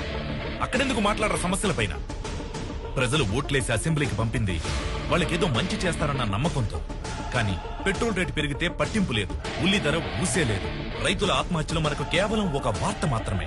మారాలి, మన ఆలోచన ధోరణి మారాలి, మనం ప్రవర్తించే తీరు మారాలి. మేం మారాలని చెప్తున్నారు సరే, మరి జన సంగతి ఏంటి? వాళ్ళు నోట్లు తీసుకుని ఓట్లేయట్లేదా? వాళ్ళకేం చెప్తారు? డబ్బు తీసుకుని ఓట్లేయమని జనానికి నేర్పింది ఎవరు? మీ రాజకీయ నాయకులు కాదా? ఓటుకు నోటు ఆశించే వాళ్లే కాదు సార్, ఓటుకు న్యాయం కావాలని ఆశించే వాళ్ళు కూడా ఉన్నారు. మీరేం చేస్తుంటారు? ఆటో నడుపుతానండి. మరి ఈ పోస్టర్లు అంటించడం ఏంటి? నాన్న కోసం ఈ మాత్రం చేయకపోతే బాగోదు కదండి. ఎందుకు? నాని అన్న అంటే అంత అభిమానం మీకు? మా కష్టాలన్నీ బాగా తెలిసినవాడు. అతను అధికారంలోకి వస్తే చాలా మందికి జాబులు వస్తాయి, ఊరు చాలా బాగుపడుతుంది. అంత నమ్మకమా? చాలా నమ్మకం. అతను మాటిచ్చాడంటే ఖచ్చితంగా చేసి తీరుతాడు. మా ఎమ్మెల్యే సినకోటి గారిని అరెస్ట్ చేసినప్పుడు ఆయన ఇడిపించాలని చేసిన నిరసనలో మా ఆయన పెట్రోల్ పోసుకుని నిప్పంటించుకున్నాడండి. మరి చిన్నకోటయ్య గారు ఏం చేశారు? ఆయన అధికారంలోకి రాగానే గవర్నమెంట్ తో మాట్లాడి డబ్బులు ఇప్పిస్తామన్నారు. మరి ఇచ్చారా? ఆయన మాట ఇచ్చారు కదండి. మాట అంటే మాటే. ఇలా మీరిచ్చిన మాటలు మాటలుగానే మిగిలిపోయిన కథలు చాలానే ఉన్నాయి. ఇక నుంచైనా మారండి. జెండాలు మార్చే అజెండాలుగా కాదు, జనాల తలరాతలు మార్చే అజెండాలుగా ఫాలో అవ్వండి. కాదు కూడదు, మేము ఇలానే ఉంటాం, ప్రజల్ని డబ్బుతో కొంటామంటే ఇక్కడ నుండి ఒక్కడు కూడా ప్రాణాలతో బయటికి వెళ్ళడం. సూర్య, వీళ్ళకి ఎంత చెప్పినా వీళ్ళు మారరు సూర్య. వీళ్ళు ఇలానే ఉంటారు. నా మాట విని వీళ్ళని చంపేద్దాం సూర్య. అరే ఉండవా, ఉండు. బ్రదరు, మీరు చంపాలనుకుంటే మమ్మల్ని చంపేయండి, కానీ చనిపోయే ముందు మేమందరం మారాలనుకుంటున్నాం. మాకు ఒక ఛాన్స్ ఇవ్వండి. ఇన్నాళ్ళు ప్రజల సొమ్ముని ఎలా దోచుకోవాలని ఆలోచించాం. ఇప్పుడు నువ్వు ఒక్క అవకాశం ఇస్తే ఆ ప్రజల సొమ్మును ప్రజలకు ఎలా పంచాలో ఆలోచిస్తాం. ఆ నారాయణ స్వామి గారి కన్న కలల్ని మేము నిజం చేసి చూపిస్తాం. వాడి పేరు సూర్య. ఆల్రెడీ ఒక మర్డర్ కేసులో శిక్షను కూడా అనుభవిస్తున్నాడు. అధికార పార్టీ ప్రోద్బలంతో జైలర్ను మేనేజ్ చేసి వాడిని బయటికి తీసుకొచ్చారు. వాడు చాలా తెలివిగా 2 పార్టీల ఎమ్మెల్యేలను కిడ్నాప్ చేసి తీసుకెళ్లిపోయాడు. వాడి ప్లాన్ ఏంటో, వాడు ఎందుకు కిడ్నాప్ చేశాడో వాడికి తప్ప ఇంకెవరికి తెలియదు. అర్థమైంది సార్. వాడెక్కడున్నా ఎమ్మెల్యేలందరినీ సేఫ్ గా తీసుకొచ్చే బాధ్యత నాది. సార్ నా ఉద్యోగానికి ఏం ప్రాబ్లం కాదుగా. కాయిన్కి రెండు పక్కల బొమ్మను చూసేవాడి నీకేమవుతుందిలే.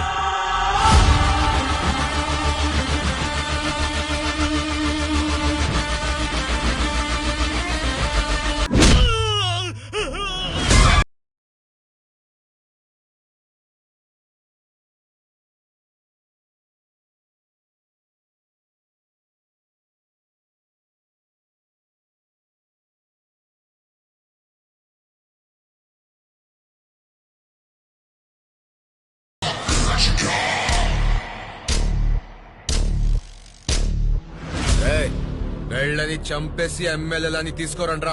కాన్ అతా దేఖ్లేదు. ఆగండి. చెప్పు ధ్రువ. సారీ సార్, మేము వస్తున్న మన విషయం వాళ్ళకి ముందుగానే తెలిసిపోయినట్టుంది సార్. వాట్? అవును సార్, వాడు ఎమ్మెల్యేలందరినీ తీసుకుని ఇక్కడ నుంచి ఇంకెక్కడికో షిఫ్ట్ అయిపోయాడు. అయితే ఇప్పుడు ఎలా? ఒకవేళ ఎమ్మెల్యేలను ఈ రోజు బలపరీక్షకు తీసుకురాకపోతే స్టేట్ లో ఇదో పెద్ద ఇష్యూ అయిపోతుంది. నువ్వు ఎలాగైనా ఎమ్మెల్యేలను ఫైండ్ అవుట్ చేసి తీసుకురావాల్సిందే. Okay sir, I will try my level best.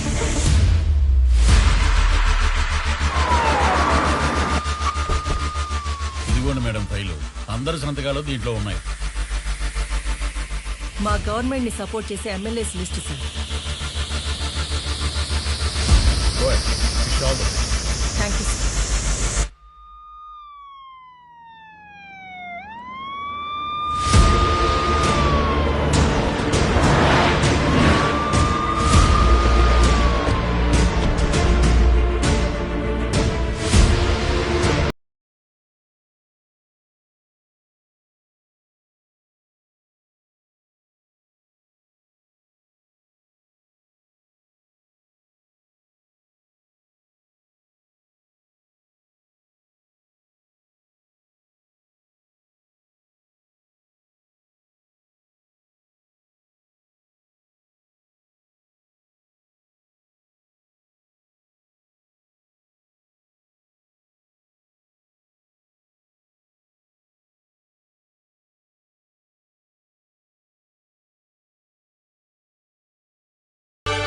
రాష్ట్రానికి మొట్టమొదటి మహిళా చీఫ్ మినిస్టర్ గా ఎన్నికైనందుకు కంగ్రాచులేషన్ శ్యామలా భరత్ గారు.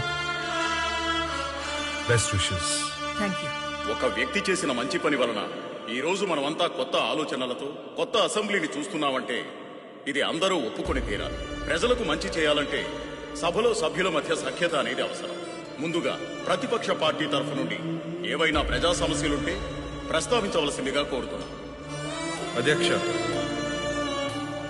అసెంబ్లీ సమావేశాలు మొదలుపెట్టిన మొదటి రోజు, అది మొదటిగా ప్రతిపక్ష పార్టీ సభ్యులకు మాట్లాడే అవకాశం ఇచ్చిన ముఖ్యమంత్రి గారికి, స్పీకర్ గారికి నా తరపున, మా పార్టీ తరపున ధన్యవాదాలు తెలియజేసుకుంటున్నాను.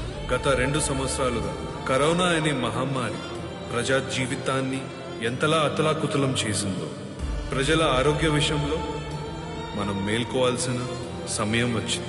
అందుకుగాను పేద ప్రజలకు న్యాయం చేయవలసిందిగా ప్రతిపక్షం పార్టీ తరపున కోరుతున్నాం అధ్యక్ష. ఈ విషయంపై రాష్ట్ర ముఖ్యమంత్రి శ్యామలా భరత్ గారిని మాట్లాడవలసిందిగా కోరుతున్నాం.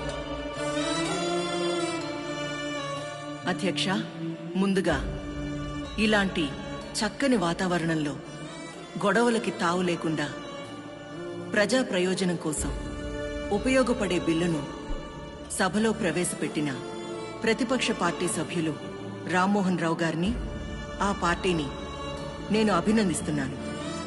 కామన్ మ్యాన్ కి కూడా కార్పొరేట్ వైద్యం, అది 10 రూపాయలైనా 10 లక్షలైనా మంచి వైద్యం అందించాలన్న సదుద్దేశంతో మీ అందరి సమక్షంలో ఈ ఫైల్పై నా మొదటి సంతకం చేస్తున్నాను అధ్యక్ష.